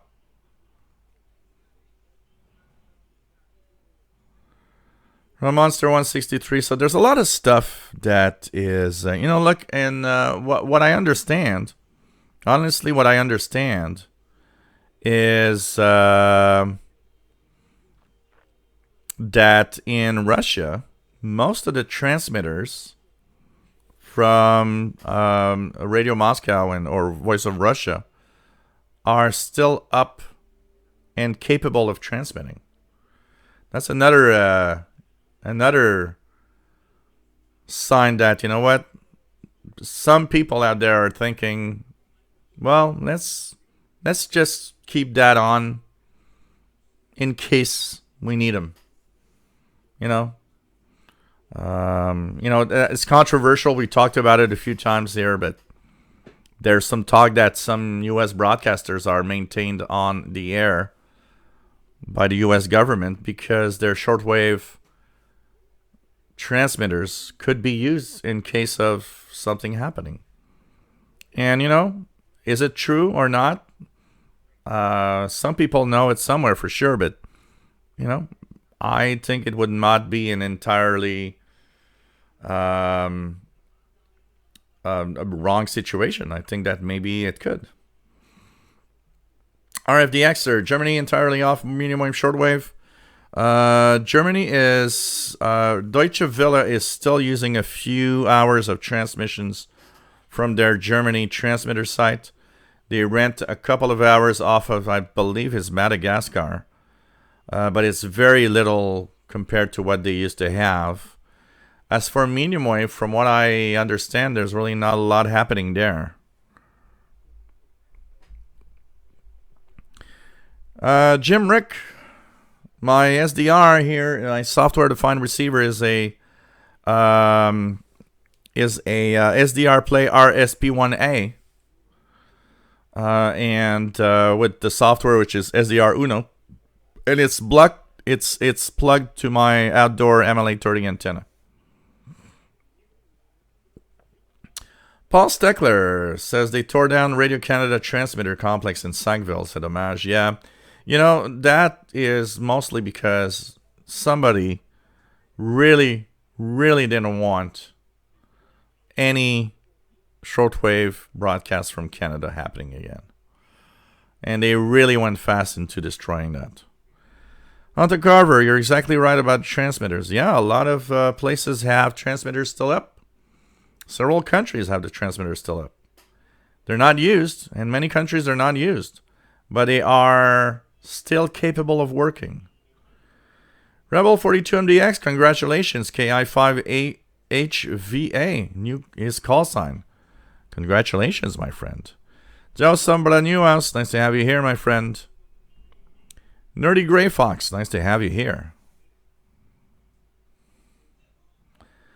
If an EMP attack happens, well, if there would be a nuclear detonation, the electromagnetic magnetic pulse would be pretty strong. That's for sure.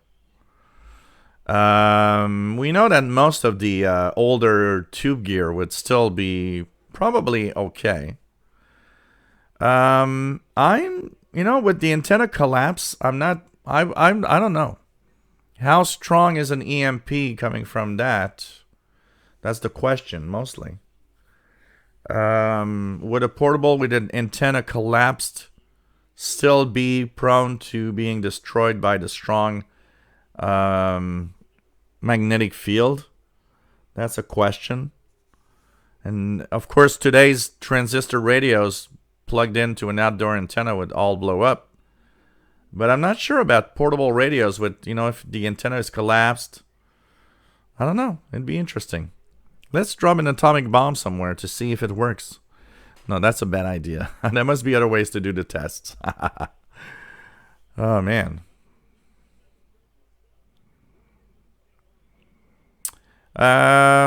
Microwave shields only the 2 gigahertz frequencies. It would have very little effect, I believe.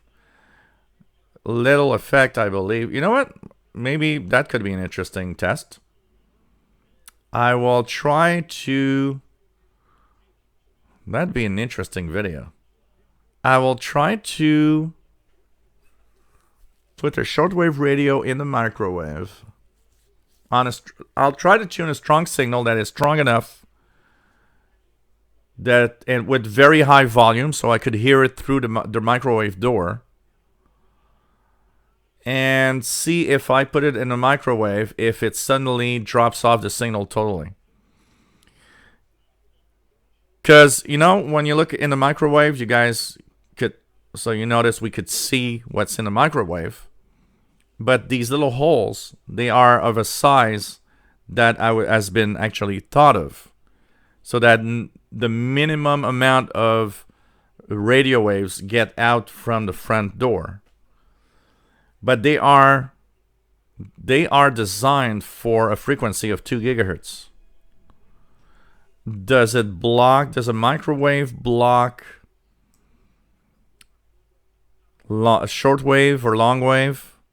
I'm not so sure it does. So you guys, tomorrow there's going to be the video. I will test a strong medium wave signal from Montreal, put the radio in the microwave, and you'll see the results. That's a very interesting test to do. And I'll try to do one with shortwave. I'll try to find a shortwave signal strong enough, even if it means I have to put a small spool of wire within the microwave. And don't worry, I'm not going to microwave it. I'm just going to leave the microwave off. I'll even unplug it to make sure. But it is like a Faraday cage, absolutely.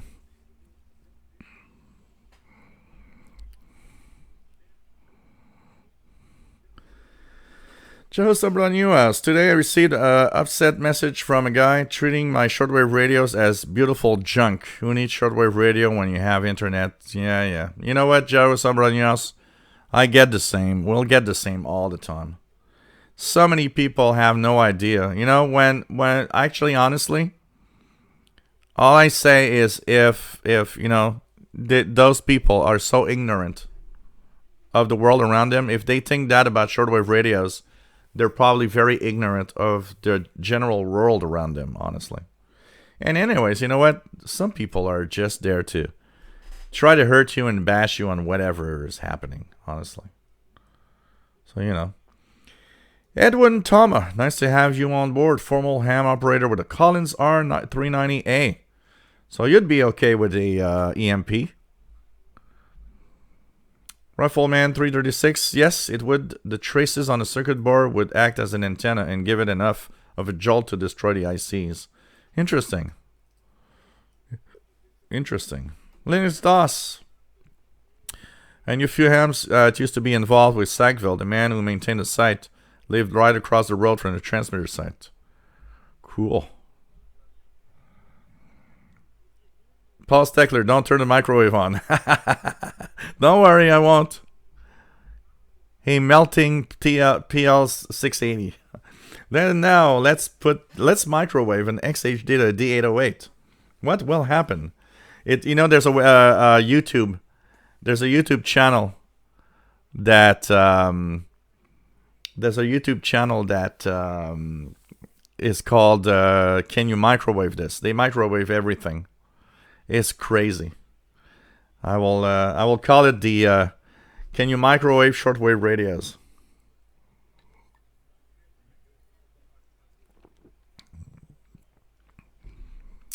RFD Extra says putting a radio in a microwave with this QTH would result in radio being covered by spaghetti and meatball splatter.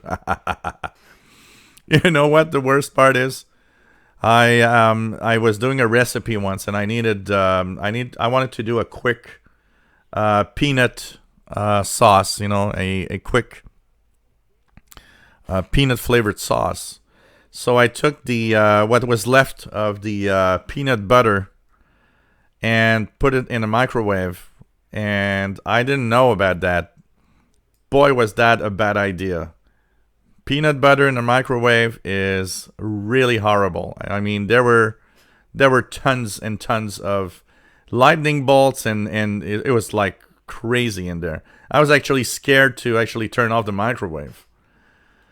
AB, nice to have you on board, my friend. You missed some stuff, Yeah, on YouTube, you just gotta You just gotta stop listening to whatever. Man, there's a small fly. Where the hell that comes from? I bought some fruits today. I guess that they probably come from some of the fruits. So,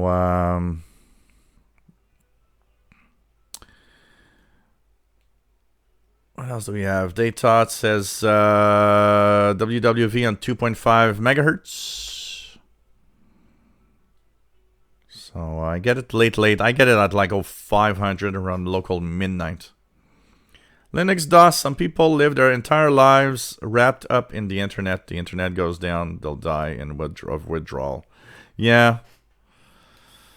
Imagine if today something really bad happened and the internet didn't exist. You know who's going to survive? Us shortwave guys and ham radio operators.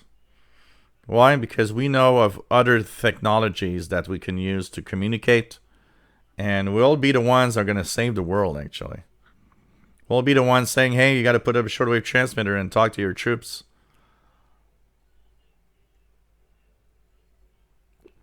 Hey, Joe.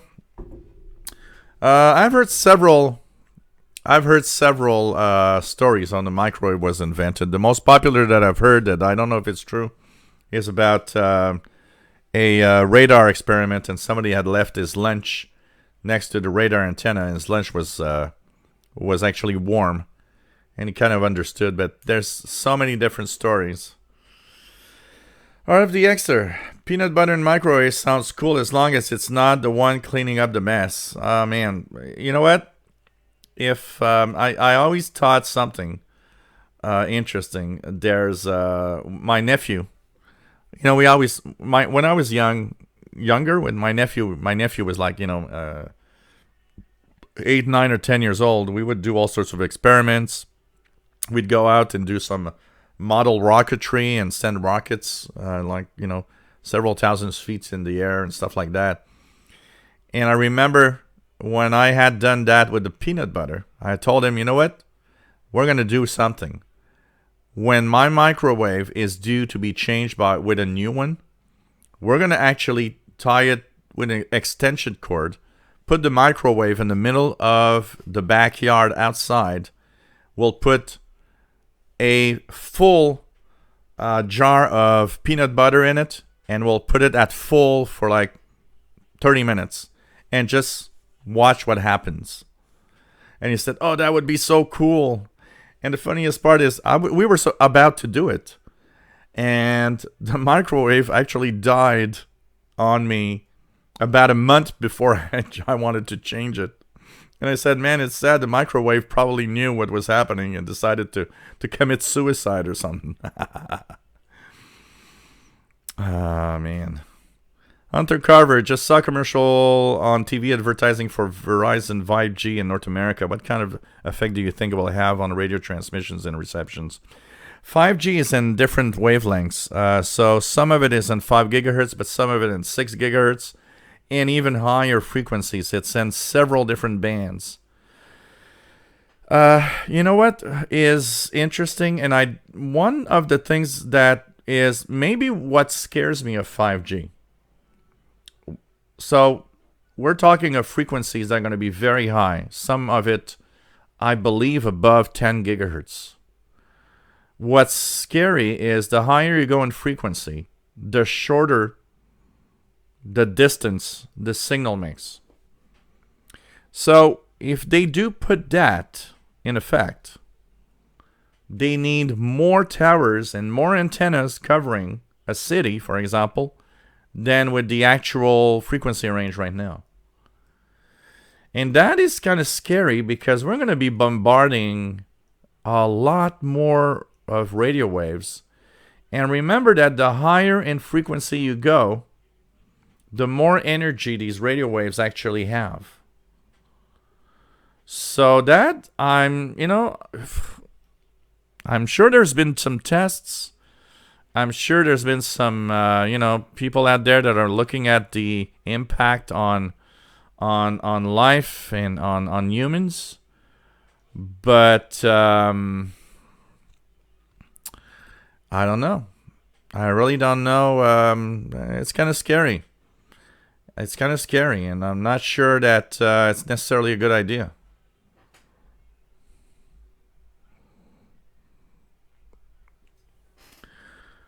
Peanut butter curry. That would be something I would try.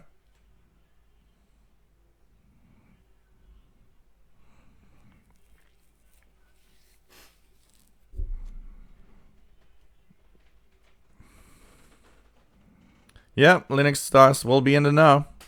RFDX here. Provided the car battery and radio survives the pulse radio ops which save the world. The movie Independence Day is a good example of hams. You know, I always wondered, because to have added ham radio operators in Morse code in Independence Day has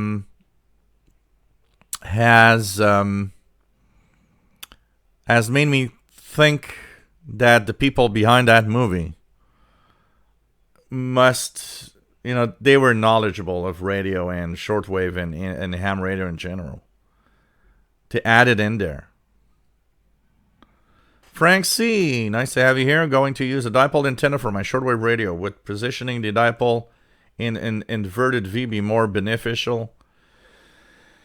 It changes its pattern. I'm not super, I'm not knowledgeable that much about the difference that would have. It would be more directional. I think an inverted V is more directional. So maybe you would have to be more precise in where you would aim it, and what you want to listen to. But I'm not the best guy to ask for that type of question. Mark Stevens, enjoying your show. All you do, Joe, keep it up. Thank you very much, Mark. RFDXer says, you may be able to get a working microwave at a thrift store and do the peanut butter. Yeah, that would be, or I'm actually crazy enough to, like, one day look at my nephew and say, hey, how about we go to Walmart, buy one of those cheap $40 microwaves and put a peanut butter jar in it. And I would be kind of saying, okay, you want to do that peanut butter in the microwave? I'll buy the $40 microwave at Walmart. You buy the jar of peanut butter. Let's have fun and have a few beers while watching the spectacle.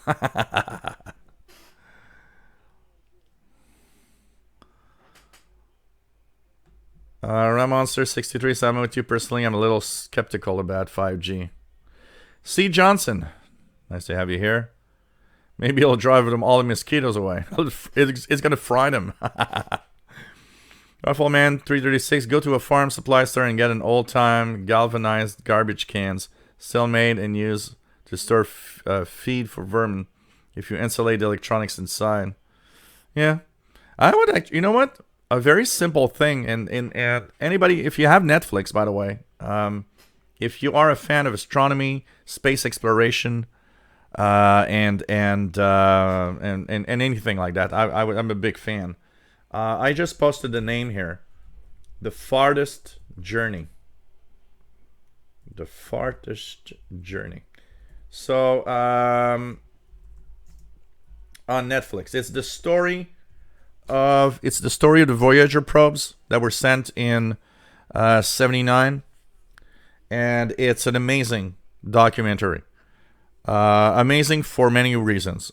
Seeing people that were so dedicated at all of this and space exploration, dedicated at seeing how NASA can be at its best, really at its best. Amazing documentary. I was a big fan of the Voyager spacecrafts when I was young, because the first book on astronomy that I actually picked up was a book at the library, something like in 1980. I was 11 years old. And it had all these, I was a big fan of astronomy. I had a small telescope already back then. And there's these beautiful pictures taken from Earth-based telescopes of the planets of the solar system. And it was really amazing because I learned from that book about the solar system and all the planets. And that book talked about the Voyager spacecraft that would be amazing and that will bring amazing pictures and information about the solar system at the end of the book. And from there, I was hooked. I wanted to learn more about the Voyager spacecraft and so on. I remember I was 12, and I wrote a letter to the Jet Propulsion Laboratory, and just said that I was, 12 years old, interested in astronomy, wanted to know more about the Voyager spacecraft. And that was the time when, government agencies had much more money than today. I was surprised about 2 months after, I got a real thick envelope. It had tons of books, little booklets that were talking about the Voyager spacecraft and so on. And what I did not know is when I got it, Voyager spacecraft had visited its first target, which was Jupiter. And I guess we were in like 1981 or something like that. Or 82 maybe. And they had given me 8x11 full color pictures.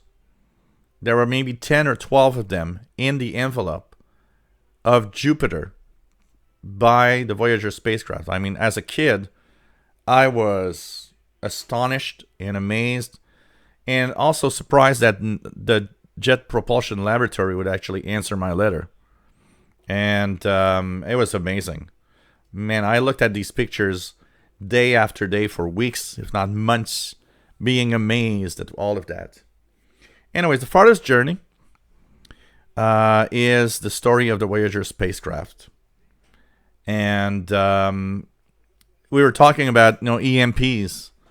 In that documentary, the engineers learned that when the Voyager spacecraft would approach Jupiter, it would induce currents because Jupiter's magnetic field is extremely intense.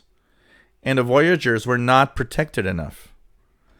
And the guy says in the documentary, usually we have sophisticated ways of, getting all of that done. But now, with the launch only being a month away, we didn't have time for that.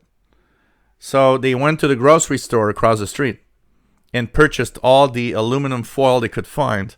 And they wrapped all the electronics of the Voyager spacecraft in layers and layers of aluminum foil, thinking, well, I guess that might protect them. And then the Voyagers went away, and he said, it wasn't until it reached Jupiter that we know if it was enough, and it survived. And he said, well, I guess we did enough. We put enough aluminum foil to actually protect the electronics. So maybe if we wrap our radios in aluminum foil, maybe, I don't know. Or it would amplify the signal. I don't know. Maybe there's a way to do it to actually lower the EMP.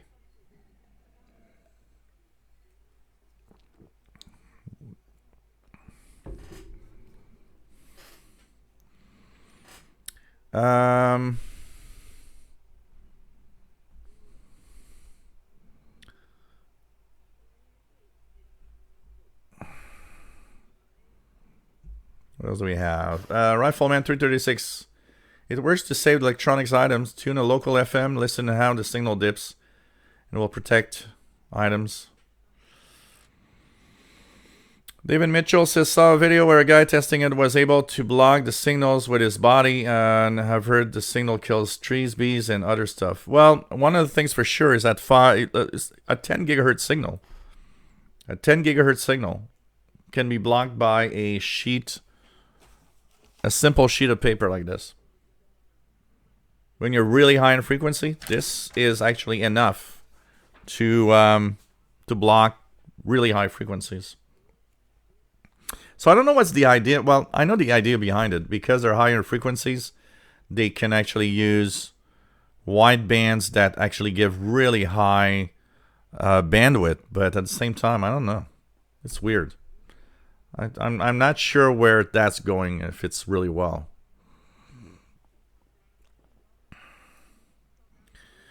Joe says, remember when people thought that cell phones could cause cancer? I don't think it ever affected anyone like that.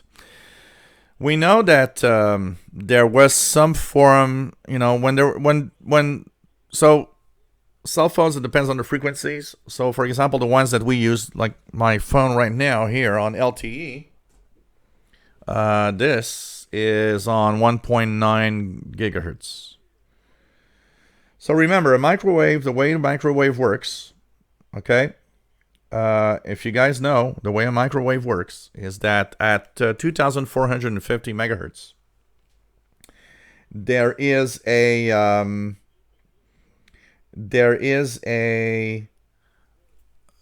the water molecule actually vibrates. So the reason a microwave works at 2,450 megahertz is that the water molecules actually vibrate and causes heat within your food. So that's why it's becoming hot. It's simply that the water molecules are vibrating, creating some heat. But 1.9 gigahertz is far from 2,450, which means that water molecules don't necessarily vibrate. But it has been demonstrated that if you use a phone next to your head, like we used to in the past, it's less and less common now, but when you use it like this, one of the things that happens is that there has been some form of heating of the cells around your head. But there's never been really a demonstration, I don't think. I mean, now we've been using cell phones. The ones we use right now, we've been using them for more than 20 years, 30 years. I don't think there's really been much of a demonstration. But as we're getting higher in frequency, I think that question will come back at some point. C. Johnson used to put the AOL CDs in the microwave. Man, I remember as the tech guy, when people would get AOL CDs, they'd ask me, what's that? And I'd say, oh, use it as a coaster for your coffee. It's going to be a tech coaster. Linux DOS, send the running satellite 750 Earth for repair. We'll let you know how it goes. Cool. Yeah, Farthest Journey for Netflix. This is, if you love that, it's amazing. RFDXer, thanks for the movie things tip. Speaking of Voyager, remember, Voyager, by the way, it's on Netflix, but it's a PBS documentary. So you guys in the US, I think, can have access to the Farthest Journey. If you're not on Netflix, go to your PBS website. Here in Canada, it's blocked because it says I'm not in the US. I need to use a VPN for that. But it's on Netflix if you're on Netflix anyways. Yes, RFDXer. From Star Trek, yes. Monster, Carl Sagan made the planks on the Voyager spacecrafts. I love his idealism. He made me interested in space and science. It was Carl Sagan's kid that actually recorded the audio of the famous record that's on the Voyager spacecraft, where he says, "Hello from the children of planet Earth." David Martin, I'm sure there's a classified document somewhere that documents how specific signals, their frequencies, amplitude, and modulation affect tissue and organs. Yeah, but I think there's enough science, open science, that we already know a lot of it. For sure.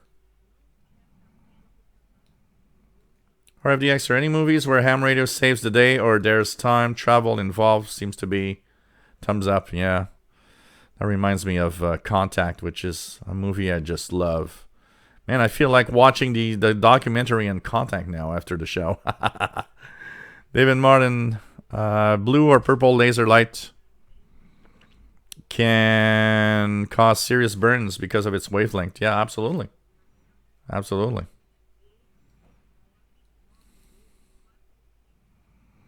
Cosmos series, if you're interested in space and science. Yep. Yeah, thanks, guys. I've had a few. I've seen I had a few donations. Thank you so much, guys. It's much appreciated, and really nice to have you guys sharing and giving a little something for the live shows and everything. It's much appreciated, by the way.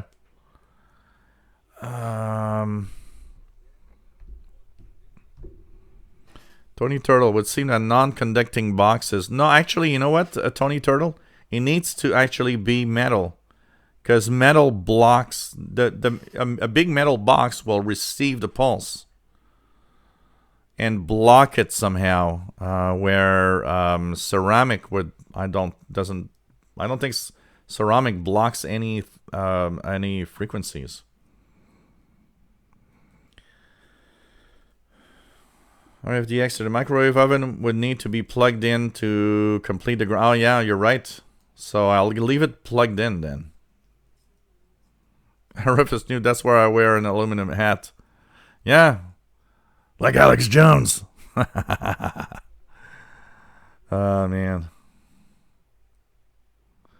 Oh, really, Joe? A house in your neighborhood completely wrapped in aluminum foil. Man, that's being bonkers. Max S. Strong, nice to have you on board from Michigan.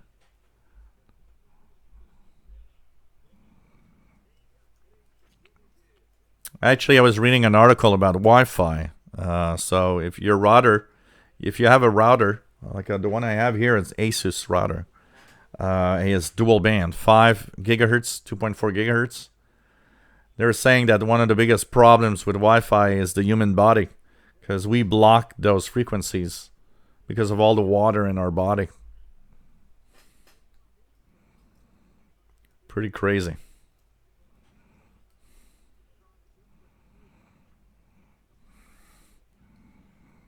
Yeah, David Martin, I remember that. Oh, man. Jim Ritchie, yes, MLA 30 on eBay, absolutely. You'll get it for around $40 US. 40, I paid $44 US. Dave thought they should have stuck with the 800 megahertz analog cells. Yeah.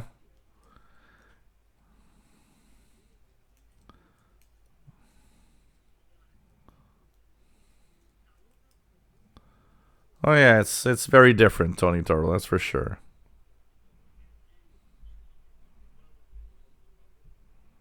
Yeah, it's a Faraday cage you gotta do. So you gotta use the foil and create a Faraday cage with it. RFDX here. Cell phone thing may explain why I have tinnitus in my left ear. I got it in both ears, but I think it has more to do with the fact that I've listened to too much very high volume music through the years.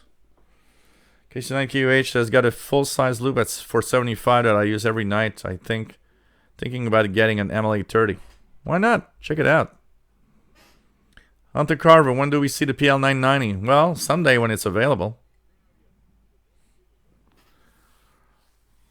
I remember, Joe, when my mom had a pacemaker, they were talking about how we shouldn't use our cell phones near the person. Mark Elford, nice to have you here.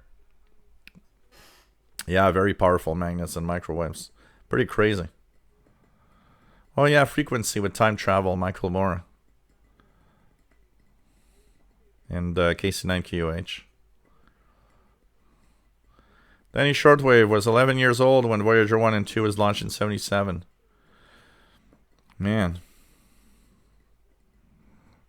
James DeCalais. Oh, that's the thing. So if I drink less beer, I'll have a stronger signal on Wi-Fi when I go outside. Beer and Wi-Fi. I should have, there should be a channel like beer and technology.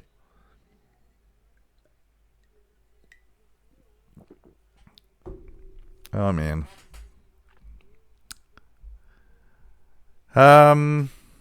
Just going to check it out here.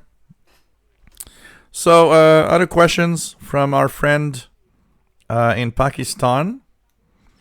He says, I still have a hard time understanding SDR. What I understand is that you go online and tune radios that are available. But are these radios real radios that have tuning knobs, or they are some kind of electronic device? And one night that I did watch your show, you had the SDR on the screen. So you are using an online receiver. Is that what I understand? So no, what you see here is not online. What you see here is in here with me. It's a little black box, which is the SDR Play RSP1A device. It's a radio, but it's a black box because the difference with an SDR is that the radio doesn't have any controls. It needs to be controlled by something, and the computer controls it. So in my case, it's a radio that I have here, but controlled by my computer and plugged to an antenna that I have outside on my balcony. When you tune an online radio, you're tuning someone else's little black box like I have.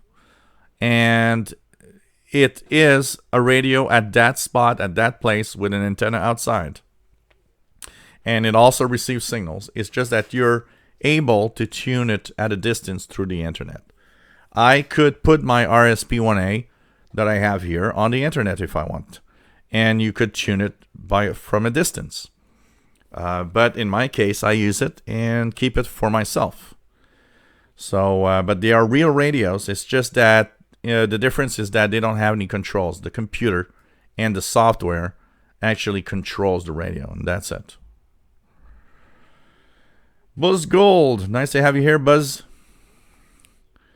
Tony Turtle, if electricity moves through metal conductor because the atoms have loose electrons and insulators have no flow because of tightly bound electrons, you would think ceramic would make a better Faraday cage.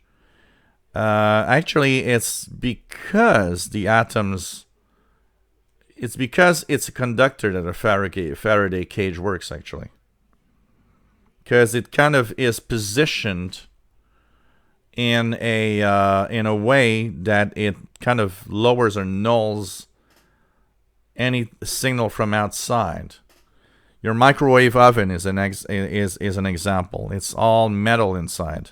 For that reason, it is stopping the the signal because of it being metal, but designed in a specific way. So it has to be in a certain shape, in a certain way, to actually isolate whatever you are isolating. Michael Morrow, why don't you use your ICOM anymore? You know what? I use it for VHF, UHF, for satellites, stuff like that. But on shortwave, with the visuals of the SDR, I couldn't tell you. I don't use it much. But anyways, it's going to be used in the next few days because the ICOM will be part of the Global Tuners receivers. It will be a Montreal receiver that you'll be able to tune from the internet. So because I don't use it much, I'll dedicate it to anybody that wants to tune it. It's very soon to be online. So you guys wait for it. I'll try to complete that stage at the latest this coming weekend. If I don't have time this week, Saturday, I'll dedicate my whole day at controlling the ICOM on Global Tuners. I'll give you guys the link, and you'll be able to, at least it'll be used by you guys if you want. David Martin, microwave power source is a magnetron. Sounds like Godzilla's arch enemy.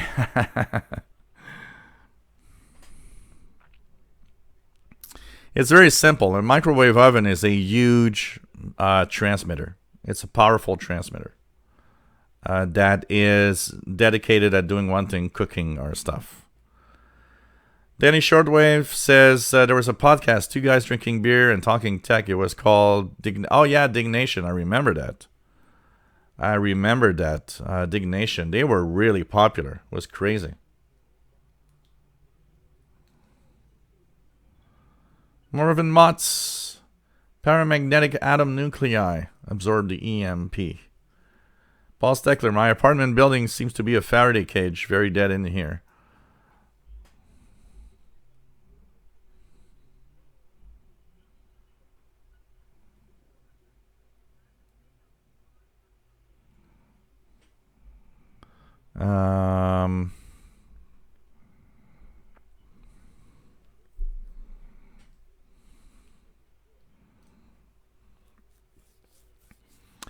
Dave Todd says, last time I used my ICOM, I had the SDR play going so I could see where to tune. Yeah, crazy, eh?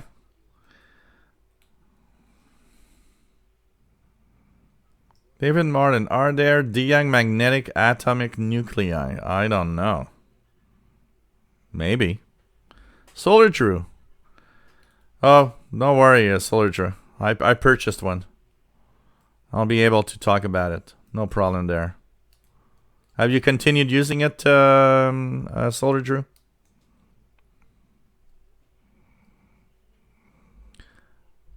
Mark Elford, power question for the MLA30. I need to get away from AC voltage to power MLA30. I tried a few 5-volt power banks, and LED is pulsing on off. Any battery ideas? They should actually work. I'll give you an idea. Here goes. I've got a power bank here. Okay, and we're going to test it out. But if you have a good 5-volt power bank, I think your power bank's wrong. It's not working well. So I got one here, which is a power bank. This one is a wireless power bank, but it has USB connectors. So let's test it out here, okay? Right now, I'm going to unplug the power off of my MLA30 power inserter. And I'll just try to find where it is. Where is it? Where is it? Yeah. So 2 seconds, guys. I'm just going to check where it is. Power goes here. Okay, the power is just in behind me. Okay, I'm going to try to not break anything and go into the power. So here we go. I'll take the... So you guys are going to see the signal disappear on my screen. Here we go. I just unplugged the power from my MLA30 outdoors. So you see that the signals are actually removed. So now I'm going to use a power bank, which is a standard cell phone power bank, except this one is capable of wireless charging. So right now it's this is a 6,000 milliamp hour power bank. So it's charged at 97%. You see here at the top. Let's plug it into the MLA30 now. Here we go. And it works great. I've got, look, the signals are back. It's now powered by the power bank only. So my MLA30 is on the power bank now. So I think your power bank is no good. Because, look, it works really well here. Your power bank might have a problem, honestly. And should be working really, really well. That's another idea, David Martin. Try a different USB cable. Try a different USB cable. Eugene Kelly, best first radio for a newcomer. Depends how much money you have, but if you can go for it, go for an XH data D808 XH data. I'll post it in. It is a great radio. If you don't have too much money to spend, RadioWow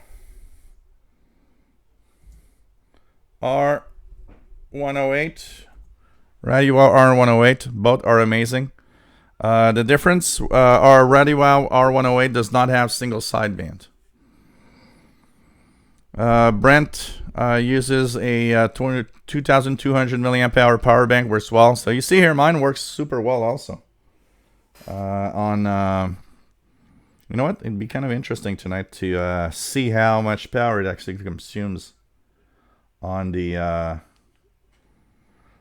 on this this thing, because it'd be nice to see how much the power goes down. But you see, it works fine on mine. So either your power bank's the problem, or maybe the USB cable.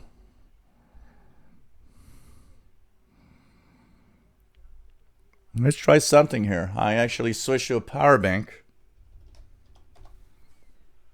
No, I have the same interference on 3 megahertz. So it works great.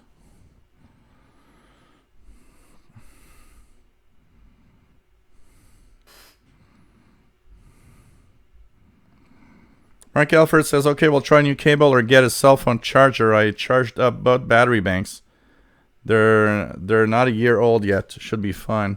Because remember one thing, Mark, I've had and owned many power banks over time. I'll tell you one thing. A lot of them are really crappy. A lot of them. KC9KUH misses his G5. Wish he kept it. Oh, man, it's such a great radio. Danny Shortwave says, also check USB cable. I own Triplite brand USB. Ferrite beads on both ends. Best cable for a good price on Amazon. So, you know, Tony Turtle, people are making these semiconductors and doping atoms to make them are wizards. Oh, yeah, it's amazing. So you're using the stock cable. I'm using the stock cable, actually, also. But maybe try a different one. Maybe there could be something.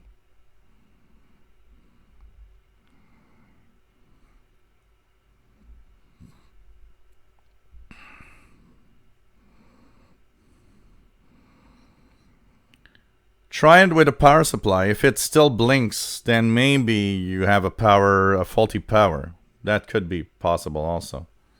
And remember, you can power the MLA30 with up to 14 volts. It works from 4 to 14 volts. Solar True, last time I sent something to Canada, a pen plotter for the 80s, it was destroyed by customs and never made it to destination. Usually things actually go through pretty well, but it can happen. It can happen that something sent doesn't reach, but most of the time it actually works. But you got to be careful, and if you want to make sure it gets through, make sure it has tracking and everything. Yarabamba. What's your opinion on digital shortwave radio? Is this a solution of rebound for shortwave? No. No, because you're blocking too many people that have receivers that already work, that won't work anymore because of digital. And DRM is the worst thing you can have on shortwave. It doesn't work well. With the fadings and everything, it's bad. Jason Bates, new to your channel. What would be your go-to affordable travel shortwave radio? Under $50 and 5 MJB. Get yourself, once again, for under $50, you'll get the RadiWow R108. Or get yourself, it's not as good, the RadiWow is better, but this one is also good. Texan PL380.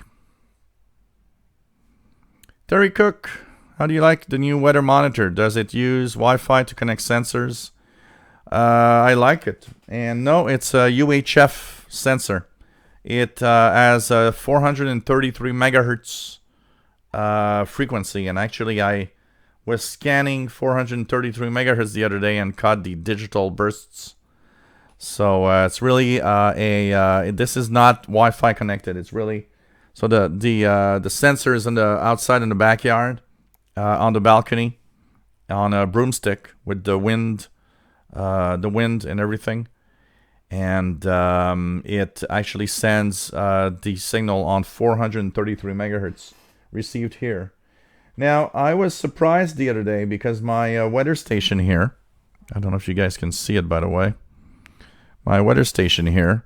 So this, of course, can synchronize with the WWVB 60 kilohertz signal, and it doesn't. But Sunday morning, I took a quick look at the screen, and there was a little antenna icon right here. Sunday morning, it said that it's synchronized with WWVB. So it means it's not impossible, but it doesn't do it very often. And I guess long wave conditions are probably really good. Mark Alford, yes, plug it to a USB port on your computer. If it still blinks, the antenna has a problem. But if it works fine, now you know it's the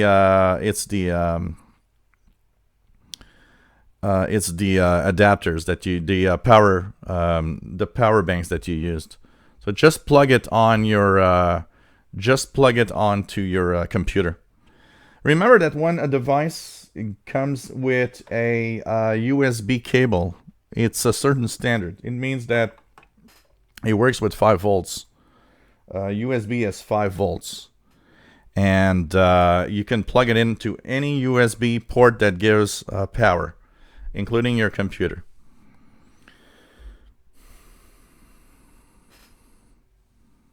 So try it with your computer. Does it do it with your computer, Mark Alford? If it's still pulsing fast, because mine isn't pulsing at all.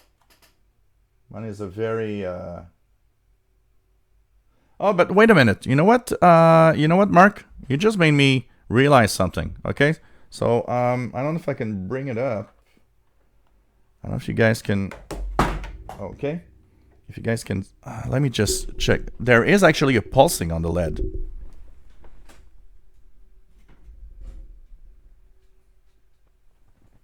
So here's a light. You don't really see it there, but when I look at it straight in my face,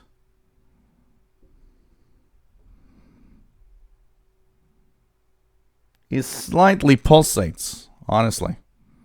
But it works. So does it completely turn off for you? Because mine is it's very difficult to actually notice the pulsating. Honestly, it does pulsate slightly, but it works great. It doesn't have any problems.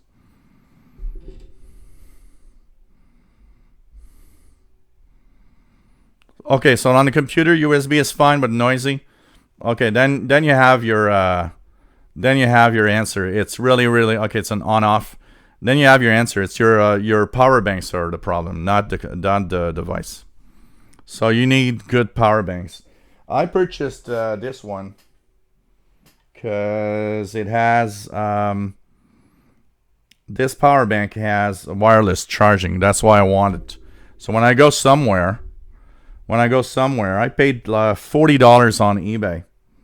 So this power bank, you can actually press the on button. And you could put your phone, and I don't know if you guys are going to see it, but it's wirelessly charging now. So that's why I wanted this, because I didn't need any extra cables to actually charge my S9 Plus. And I paid $40 on eBay for it, and totally worth it. And if you want to know the seller, just maybe send me an email at officialshortwaveradio@gmail.com, or anybody interested. And I'll post you the link to the seller where I got this from.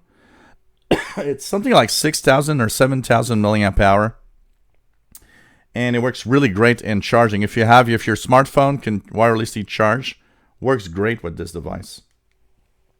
And you've got your power indicator here. You have out and in when you charges an external device, and a very small flashlight here. But it's a beautiful design, actually. It looks like a phone by itself, and it works great. I'm very happy of this purchase, honestly. So really cool to have this, and happy to, because when I go out on the weekends, and I use my phone constantly because of YouTube. I'm always online. I'm always doing something, so I have a hard time actually doing a full day with my phone. And I wanted to have something that doesn't require me to have an extra cable with it. And that power bank, which is wireless, it's a Qi standard charger, works great. I just put my phone on it and works fantastic.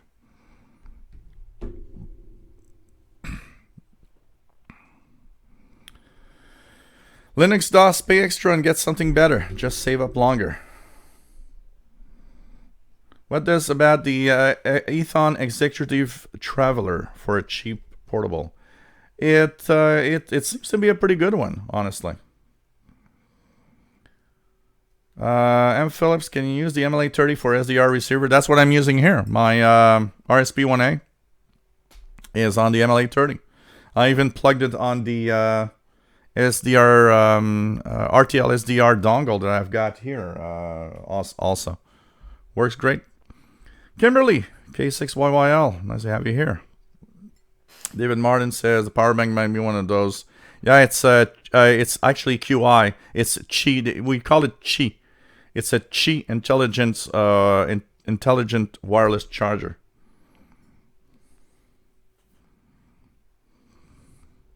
Yes, it does look like a phone. Absolutely.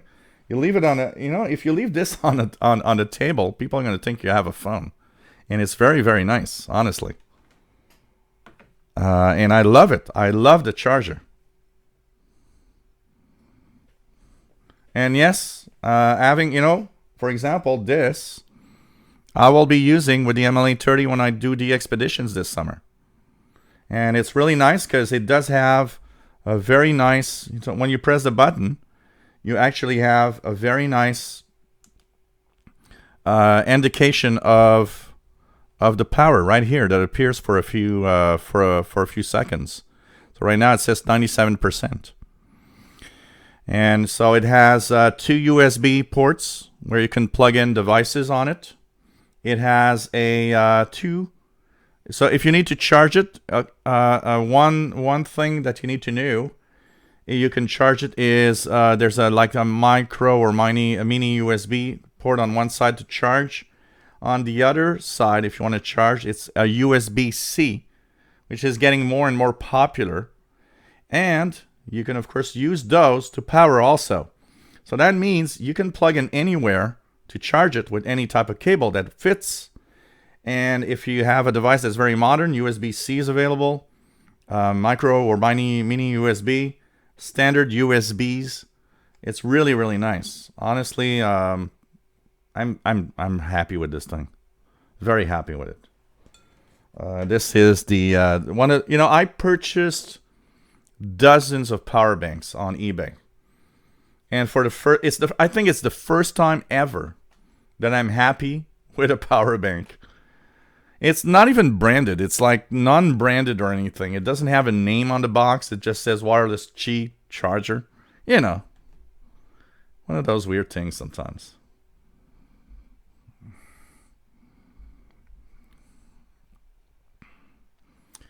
So I'll give my email here, official shortwave radio at gmail.com. Any questions or anything about the power bank? I'll give you the link to the seller where I purchased it. It took a month to arrive. I just want to make sure that you know this. It took a good month for it to arrive. But I'm thinking of actually purchasing another one.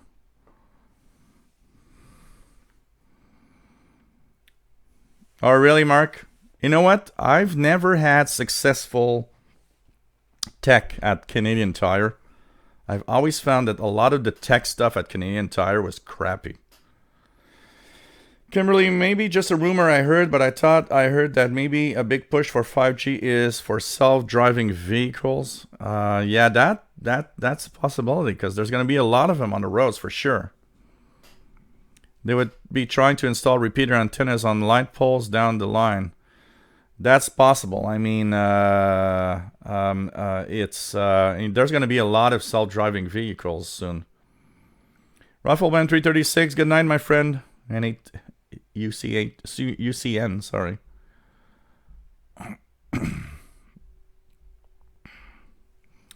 So, really, really nice, honestly.